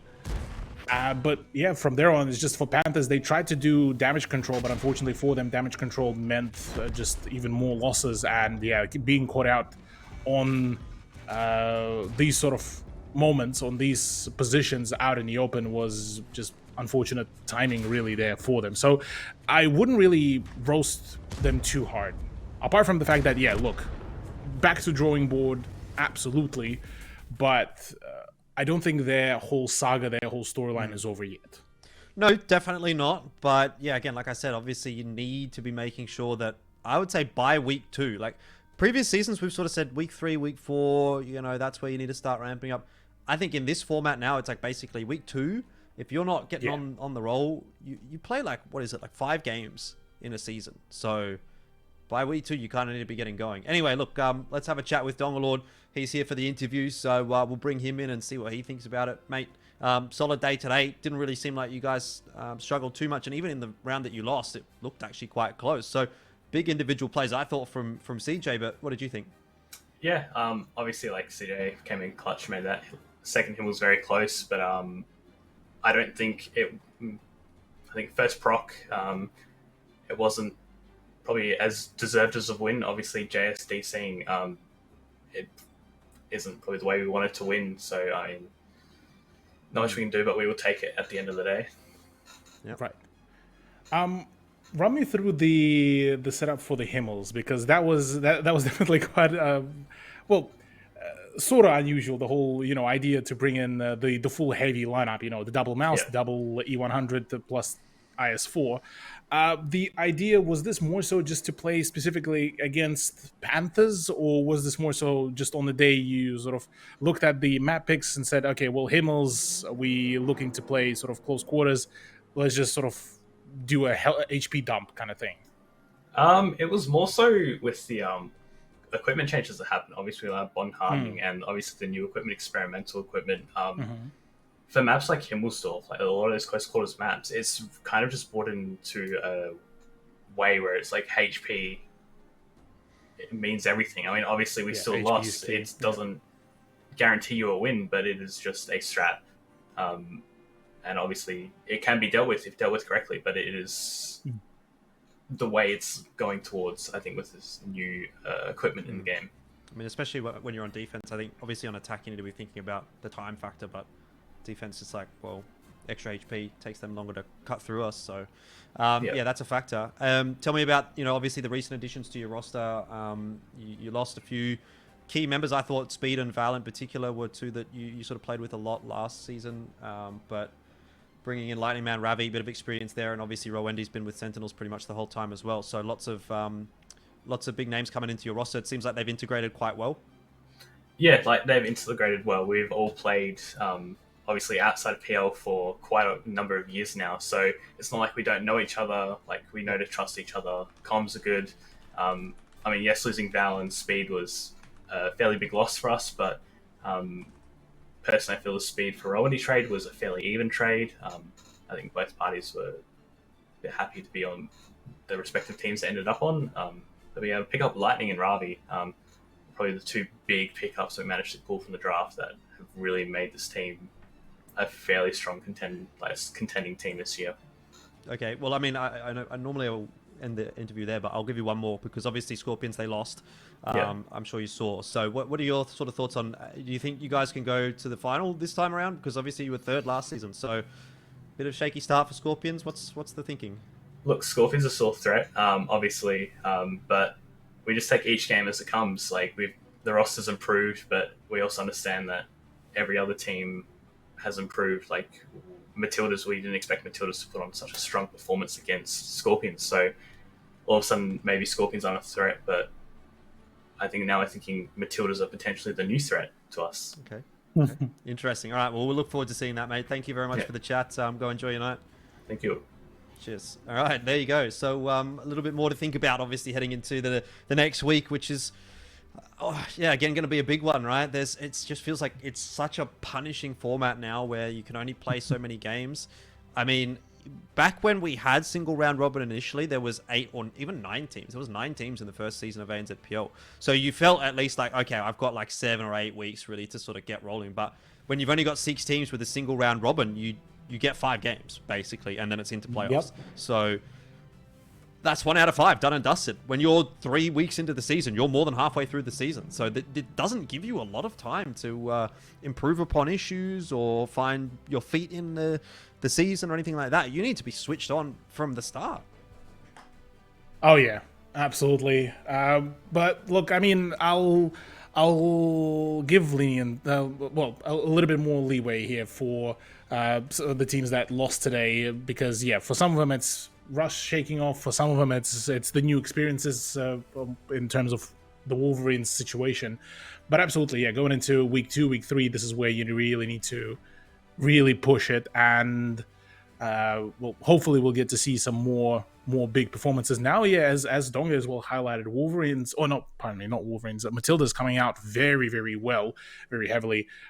This most certainly puts them on the radar very firmly, and I'm very looking forward to just how will this all pan out, and where will Matildas end up sitting. And look, this is shaping up to be an absolutely wild season where we get basically all the teams having their full rosters being able to act as the full core roster. Yep. And having a look at the standings overall, not too much to touch on just yet. Every single team that won got the 3 points. Every single team that lost got 0 points. So there was no tiebreakers today, which means it's even first, second, third, equal first at this point for Action X, Matildas, and Sentinels. And they were all 3-1 victories as well. So you can't even really find any way to break that tie. But again, luckily, we don't need to worry about that just yet. Still early days, so let's not get too far down that rabbit hole. Next week's matches, though, going to be big ones. Matildas and Sentinels. That will break the tie at the top end for those 2 teams. Action X up against Scorpions is going to be a big matchup as well. So possibilities for all 3 of these matches to be interesting, just because top of the table clash for Sentinels, Matildas, obviously Wolverines and Panthers, bottom of the table clash, redemption storyline maybe for Scorpions, and Action X, can they hold on to a top of the pack position if they get a win over another big scalp? I guess those are all the things we have to be thinking about heading into next week. Look, absolutely. I'm genuinely curious how will Matildas be able to really fare against Sentinels, because it's still very much of a David versus Goliath matchup. But I am absolutely stoked to see how far will Matildas be able to push. Same goes between Scorpions and AX. This is a matchup that I really, really want to see sort of how it will pan out, because like Donga highlighted, Scorpions are still a threat at large. So judging their performance off the back of just how Matildas play against them, I think this was more so just the them unable to expect unable to predict what would Matildas really bring out. So they just got caught by the element of surprise here. So going into week 2, I'm thoroughly waiting for all those matchups, because each and one of them will promise a great amount of fun. Indeed, indeed. Well, you're going to be locking it down for week 2, along with Blue Panda. So I'll be actually taking a break. I think I'm not back until week 4, because I got some other stuff going on. But hopefully you guys enjoy, and hopefully for those of you at home, you continue to enjoy. Now, remember, if you're not in Australian Eastern Daylight Time, there will be a time zone shift going into next week. If you are in Sydney or you are in Melbourne or whatever, same time, same place, exactly where you need to be on a Friday night is right here. So we look forward to seeing you then. Have a good night and happy tanking.